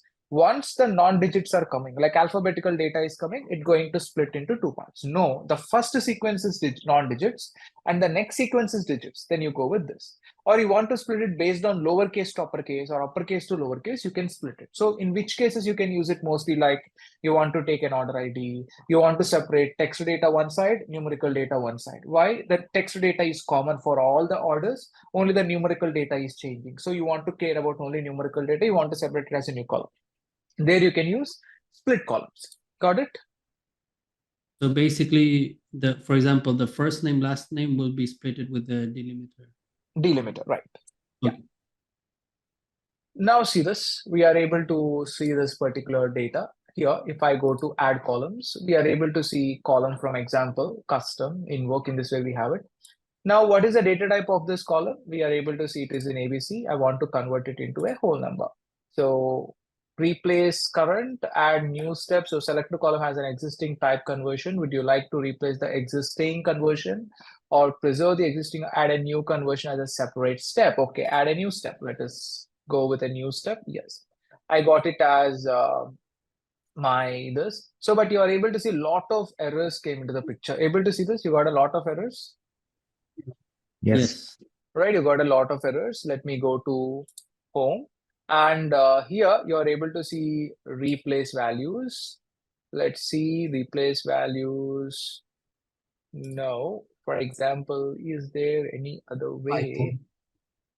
Then treating with Python. So here, why we need to go with a Python? Let us see fill.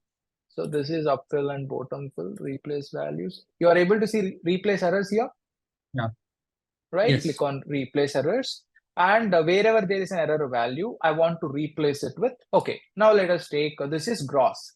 Now I want to know the, maybe like average. So we may not be knowing the average here. Roughly, I'm saying I'm giving average as 700 or 750 as my average this. So go to replace values, replace errors. So wherever there is an error value, I want to replace it with 650 CR. That is an average turnover happening. Now, is it replaced? Wherever there is an error, it got replaced with 650? Yes. Yes. Right, it got replaced with 650. And the data is in complete this one. What is that 1, 2, 3 format, which is in your whole number format. Now, what I'm trying to do, I'm trying to create a new column. So for that reason, go to add column. You're able to see 2 options, custom column and columns from example. So first, let me create a custom column. Let me click on a custom column. So you are giving a custom column as we can say 1000 CR club is the column name. Now, based on the gross, for example, or then this, okay, I want to create a parameter. Let us do it later, this one. So I'll be creating, is it created? No, right? Okay, not there. So let me create a conditional column first. Let me click on a conditional column and let it give it as category. And if gross is greater than or equal to, for example, 1000. So then we are saying it as above 1000 CR club. So else, so if this condition is true, if any of the data inside this column, if it is greater than 1000, then we are saying it as above 1000 CR club. Else, so means one is greater than, then what is another case? The rest of all the cases going to be less than. So we are able to say it as below 1000 CR club. So let me click on OK. So now you are able to see a new column created as category. Yes. Right, we are able to create a new column called as category. Now, for example, we are able to see there is called as gross. Now, for example, whenever gross is overall amount of revenue we generated from a movie. Now there are going to be different profit percentages, right? The percentages varies, depends upon the movie. Now here we created last time a new query. So in the new query, we copied the date related M language and we pasted. Now we got a new parameter. So what is a parameter? For example, here I'm calling parameter as profit. Profit percentage. And now the type need to be, it's a decimal number, any value. So I'll be going with any value. So the current value I'm going with, if the profit percentage is 0.2, means like if we are able to get 20% of profit. So I created a parameter. Now go to worldwide gross. And let me go to custom column. Now here I'm calling it as profit. And here, so we are taking gross. So gross, if we are trying to multiply with which one?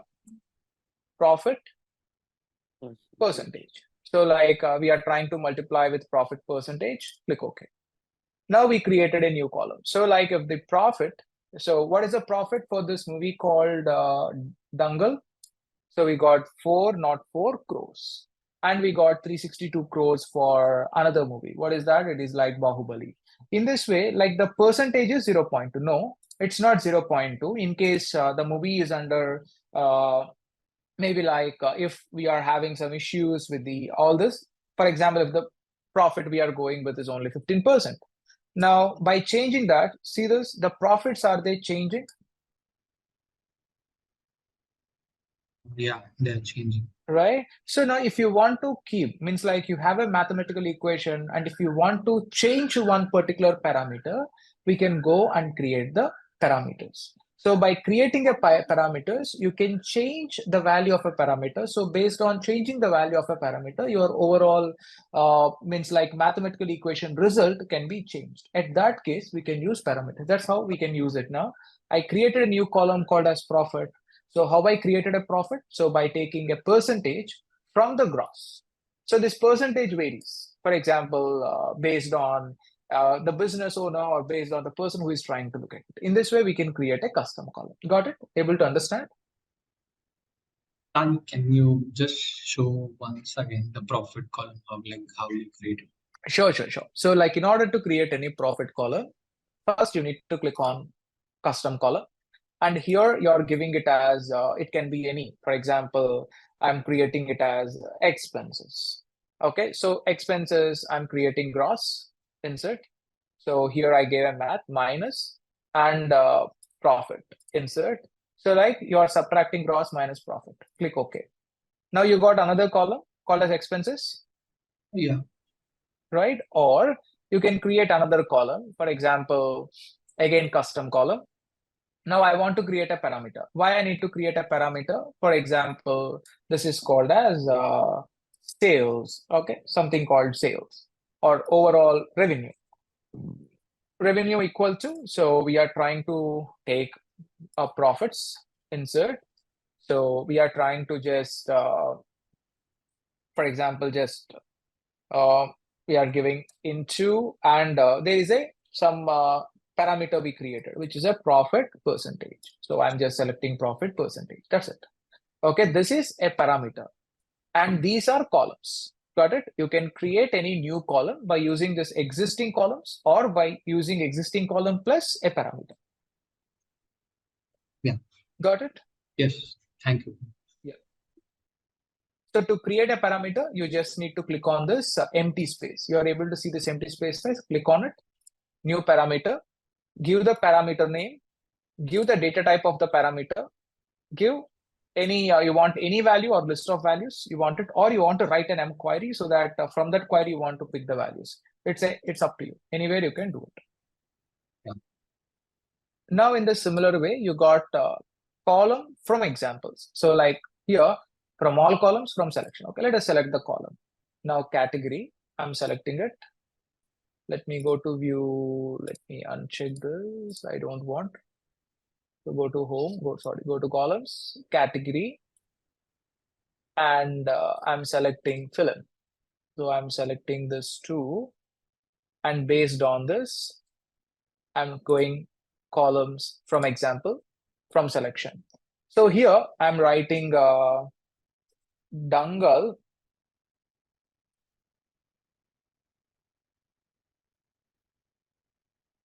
is categorized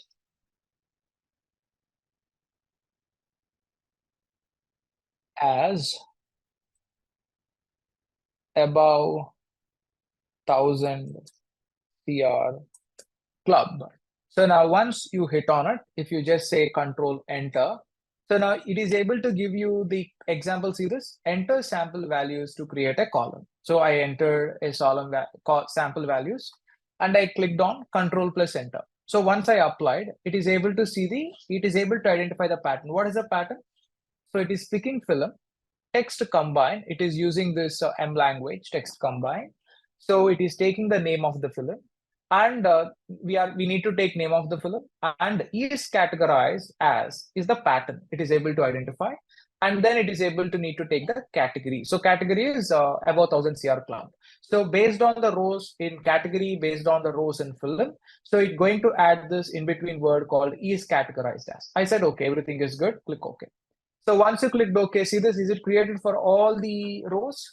Dangal is categorized as about 1000 CR club, Bahubali to the conclusion is categorized. In this way, we are able to create the columns using a particular, with a particular example. So we are creating one row as an example. From that, we are able to create multiple rows. You can use a mathematical equation. You can use anything for this. Okay, I use the text data. Now, able to understand? Able to get this?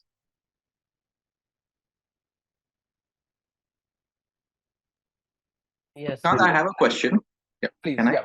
Yeah. You can. So the custom columns in Power Query Editor is same as what we create a calculated column in the data view. In a DAX, you mean? Yeah. Yeah, that means DAX is a bit different. This custom column is a bit different. So in a DAX, we will be using the analysis-based mathematical equations. Mostly we use mathematical equations. So in a custom column, you got arithmetic operations, plus, minus, in multiplication, this kind of operations. There you'll be seeing a SUMIF or a SUMX or COUNTX. In this way, this kind of mathematical, then saying arithmetic, we're going to have some logical operations over there. That's the reason DAX is a bit higher than what we see here in the custom column. Okay. Okay. Yeah. Able to get it, able to understand this? Yes, sir. Right. And here again, you got what is the purpose of detect data type, what it is doing? So it is detecting a data type and automatically it is converting it. So expenses, detect data type. If you find it difficult to select on your own, you can just click on detect data type. What is the purpose of renaming the columns? Replace values we know. What is fill? What is the purpose of fill? Fill down, fill up. What is this command going to do? Filling values, like if there is a null. So I said fill down.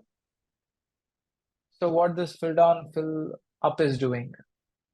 Ascending or no. Fill a particular value if there is a missing value, or filling the value with the top value. So fill up. So what is a fill down? You're filling a value with below value. Fill up and fill down. What is a pivot table here? What is pivot and unpivot? So column into rows. What we are doing. So for that reason, let me just select, let us go with 2 and let me remove other columns and let me click on pivot. So pivot profit, okay, click OK. So what happened? What is this and what is this?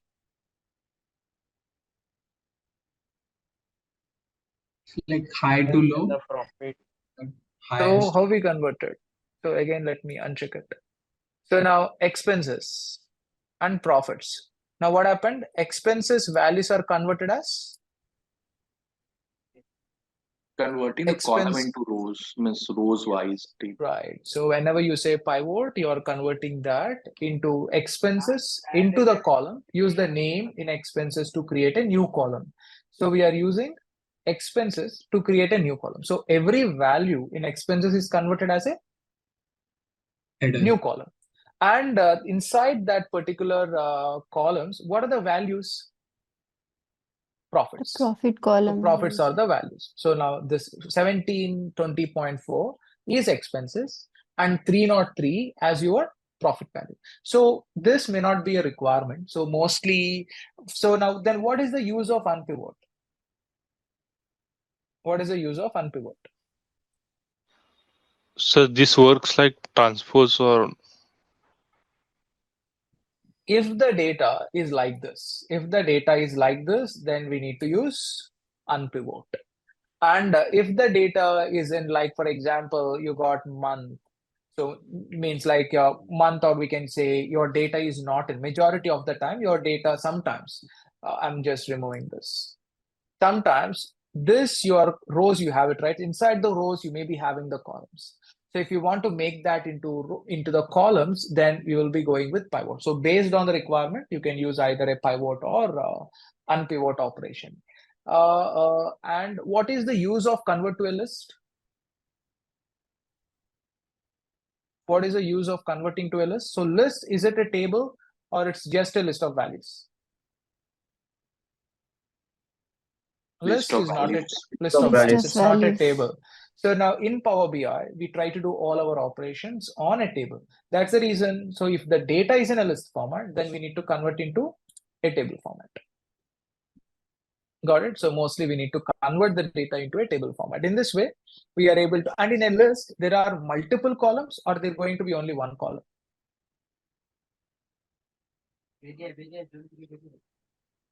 In a list. Only one. One column. So let us select. For example, I'm selecting expenses and the profits, and I'm going to transform. So now is it happening? Convert to list. Can I click? No. No.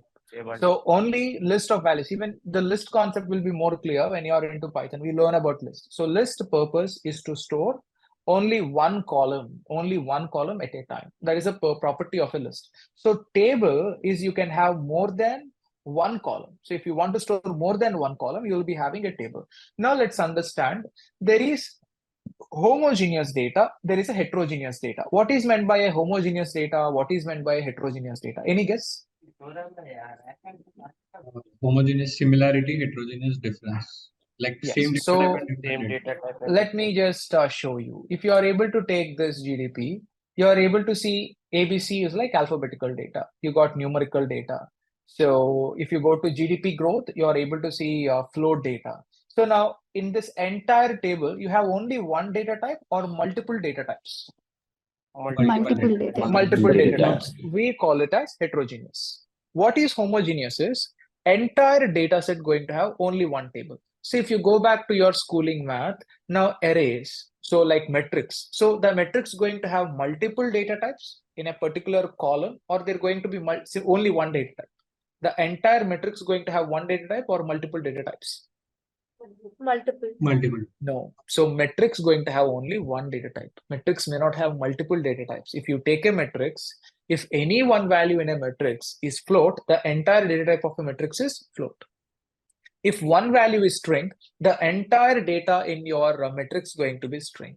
Now that's the reason if you go with any array, or we can say matrices, mostly they are homogeneous. They're going to have only one data type. The entire rows and column going to have only one data type. We call it as homogeneous. Now if you take tables like our Excel sheets and all that, they are heterogeneous, means each column going to have each data type.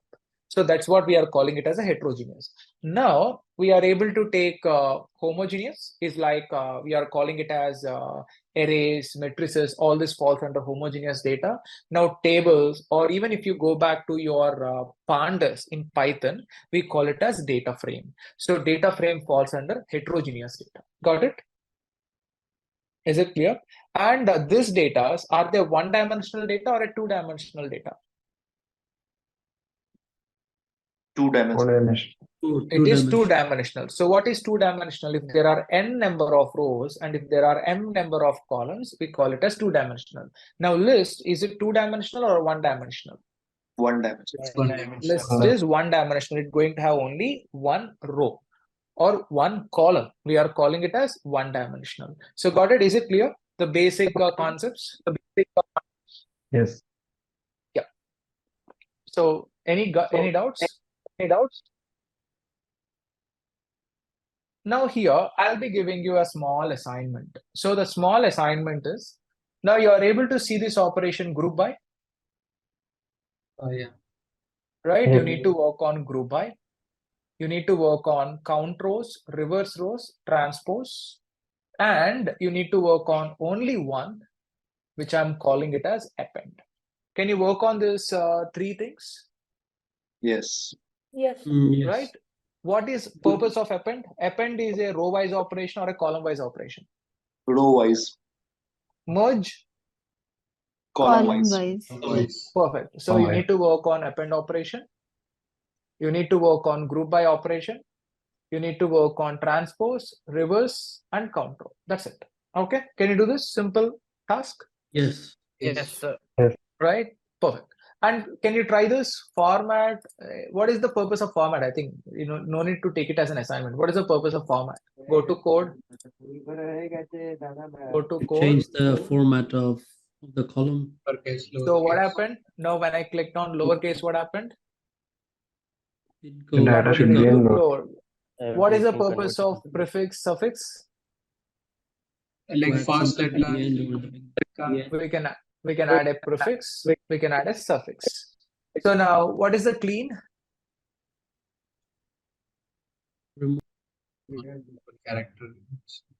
So characters which cannot be, mostly the characters which we are unable to see, or the characters which are like errors or something which are not supported by Power BI can be cleansed. What is the purpose of trim? Removing extra spaces white like front, back. So removing extra spaces. So the extra space. So do you have the similar command trim in SQL? Yes. Yes, sir. Right. So in order to trim the extra white spaces, the additional spaces, to remove it, we'll be using trim. What is capitalize each word? Each word. Each letter is. So if there are two words, so words are Kant, for example, or we can say Rohit Sharma. So R going to be capital and S going to be capital. Rest of all the words going to be small. To go for it, capitalize each word. This is making all the letters uppercase. This is making all the letters lowercase. If I just click on capitalize each word, what happened? Only the first letter is capital and rest of all the words are small. Then what is extract? So you got split and extract. What is the difference between extract and split? It creates a new column, whereas So split, yes. So by taking existing column, it is separating that into two columns, split. What is extract? will do that operation in the same column. Yeah, we are creating only one column based on this particular condition. See, can you work on it? Extract. Yes, sir. Yeah. Right? Yeah, that's it. This is a small assignment which you need to work on. Can you do this? Yes. Yes. You No write need this to assignment? try. I'll be writing the assignment in the dashboard. You can check that. Okay. You no need to try Python. Python is not needed for you. After explaining Python for you in the classes, you can try it. Okay. Okay. Yeah. I can. Yeah, please. We do all the things in the Power Query. So what was the need SQL for data analysis? See, like SQL need is not just about doing analysis. So now in the early days, we used to do analysis with SQL.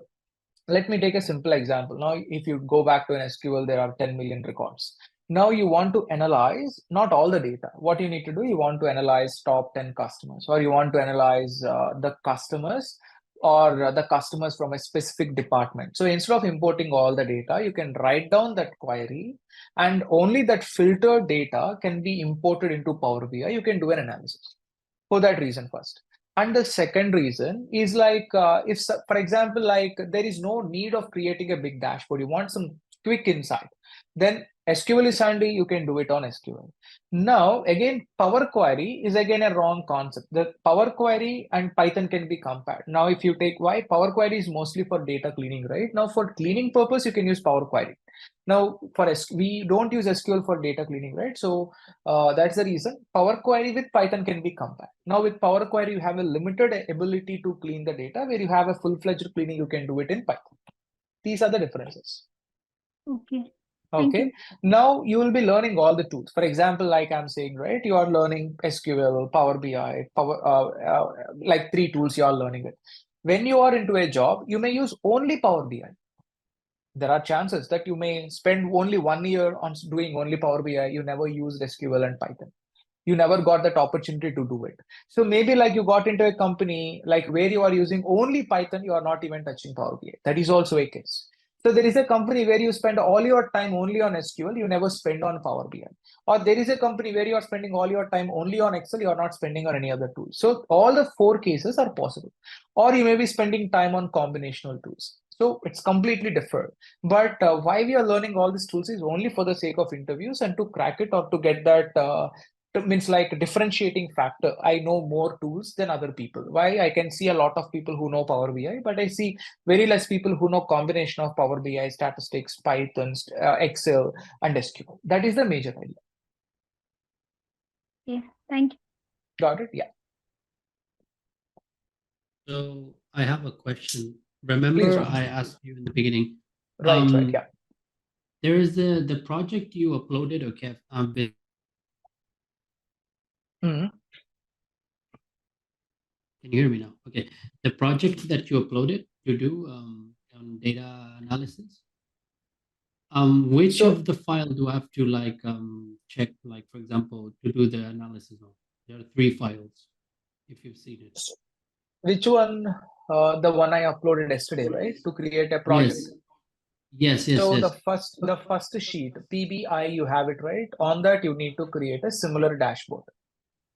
You have on the first sheet, you have visualization, right? The similar kind of visualizations you want to generate in Power BI.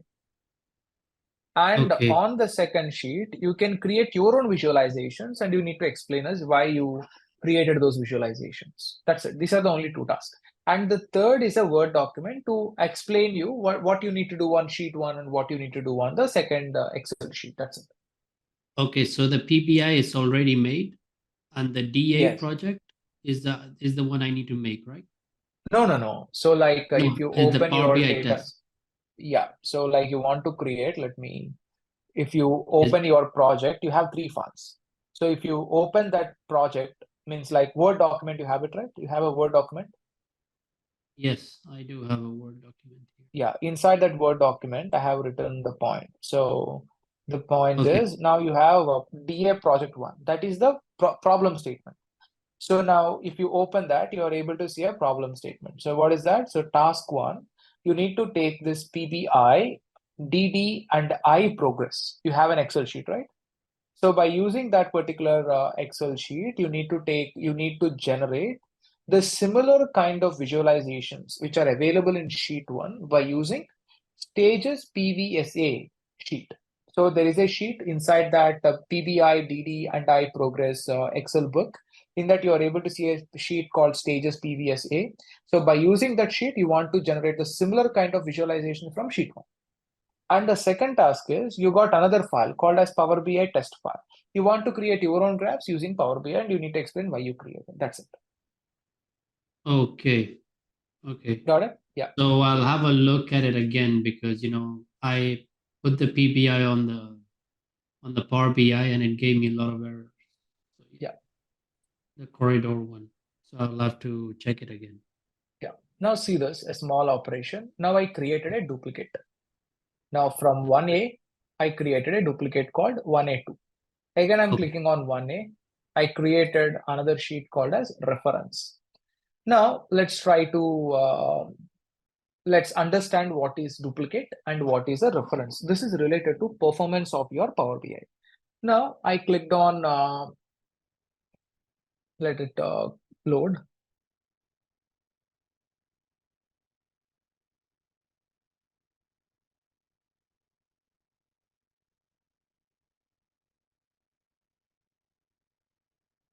Yeah, you got a reference. You got your particular duplicate. So this is a reference 1.3. 1A2 is a duplicate. Now to understand this duplicate and a reference, let me go to view. You're able to see query dependency. Yes. Yeah. Yes. Click on that query dependency.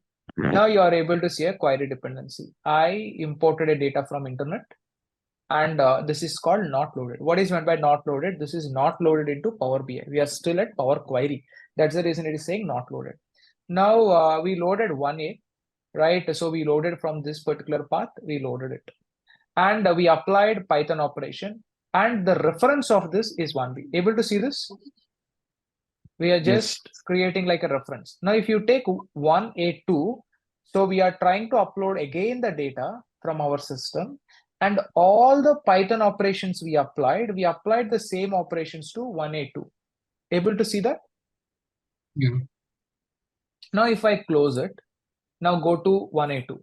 You're able to see all the steps which you're able to see in your 1A, able to see all the steps? Yes. Right, you're able to see it. Now you are able to see 1A. Now let me go to 1A3. You are able to see any steps here? No. Able to see any steps? No. Now let me go to 1A. And you are able to see a command. I'm just clicking on change in data, dataset, and run Python script. Now you are able to see null values here in 1A? No. Yeah. Right? Yes, sir. Go to 1A3. So refresh.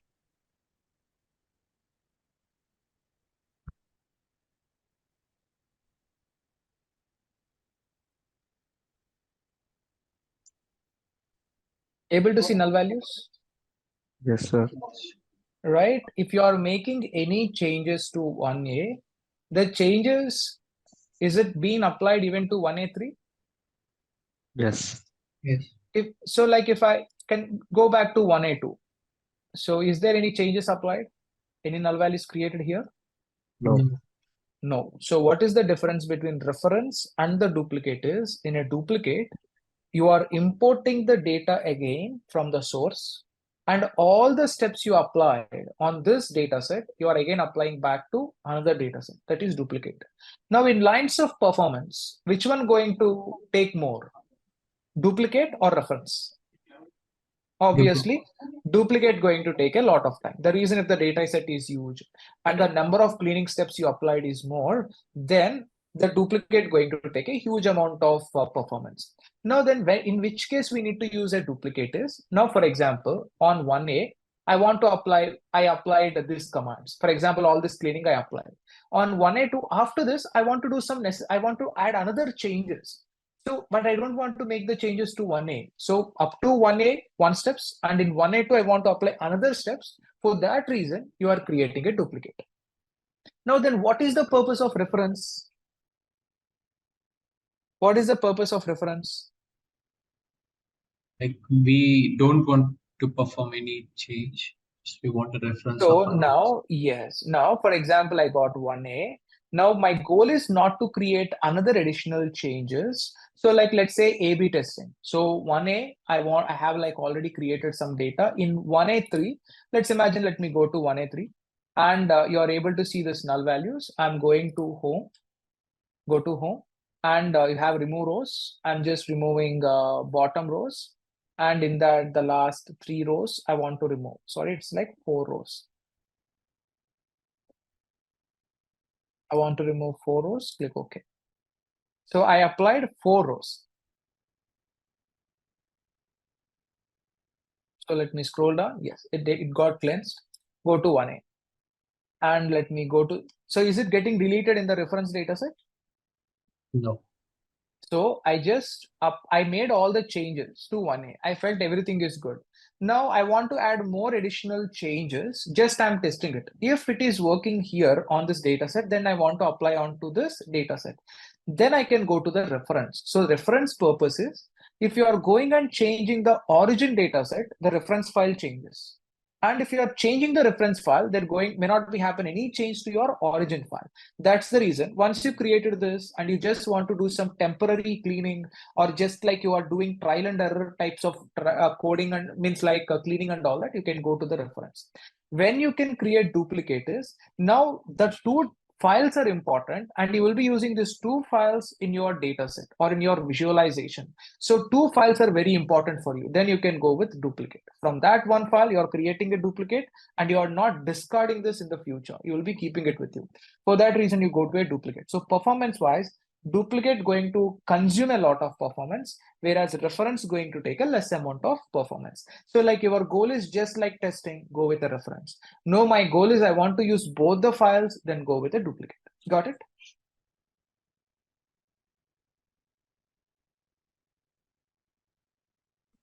Yes, sir. Yes. Right? And see this here again. If I click on this, you are able to see this option, enable load, include in report refresh. Yeah. So I'm just clicking on unchecking enable load. Again, I'm unchecking on enable load. Again, checking on enable load. Now again, uncheck on enable load. Now click on close and apply. So now how many files going to be loaded into your Power BI? All the files or only the worldwide gross collection? Worldwide gross collection. Only the worldwide gross. Why? We made it as enable load. Only that data set we are trying to load it. And the rest of the data sets, I don't want to load it. That's the reason you can see only worldwide load.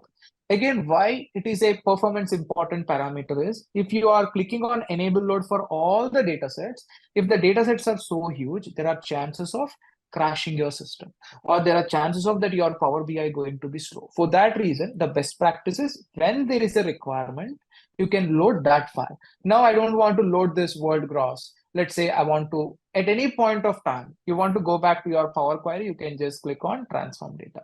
So by clicking on it, again, you go back to your Power Query editor. Now here, I don't want word, means like this one, worldwide gross.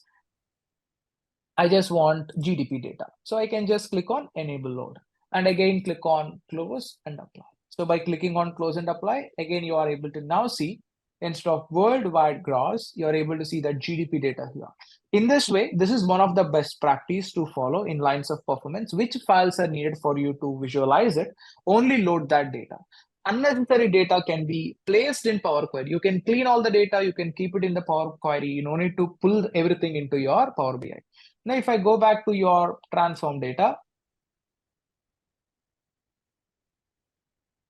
if I go to your tools, sorry, if I go to your view, if I go to query dependency, now you're able to see load disabled, load disabled.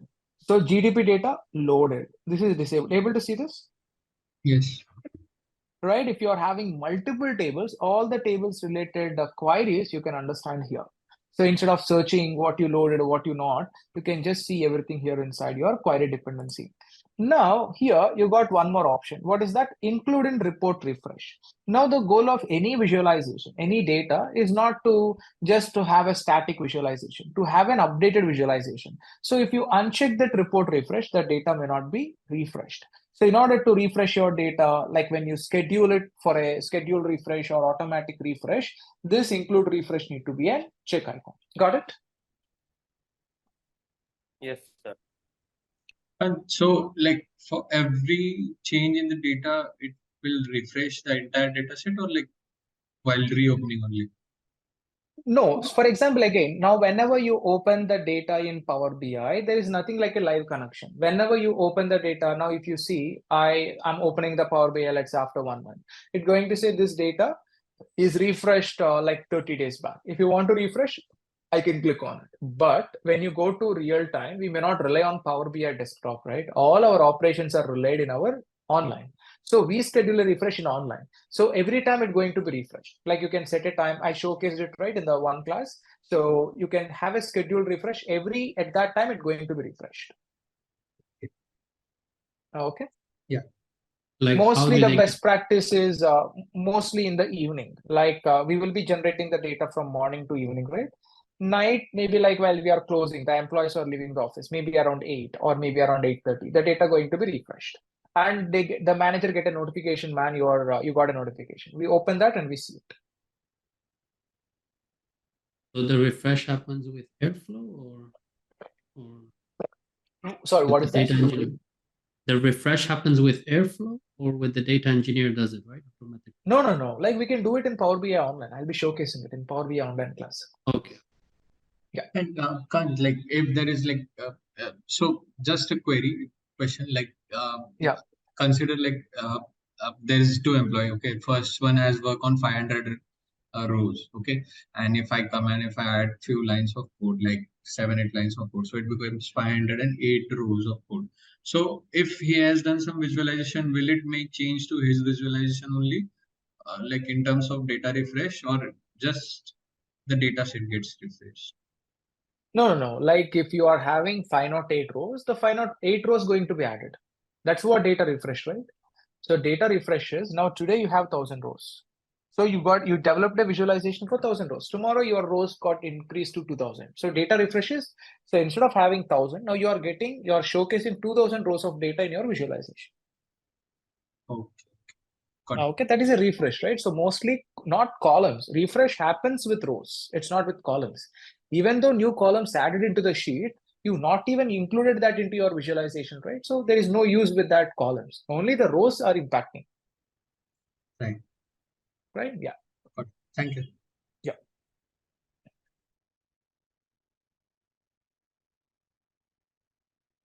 So will you be practicing this Power Query based commands? Will you be trying this?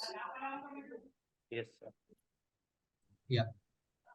Right, I'm saving this. I'm calling it as Power Query. So try to practice all this Power Query based things.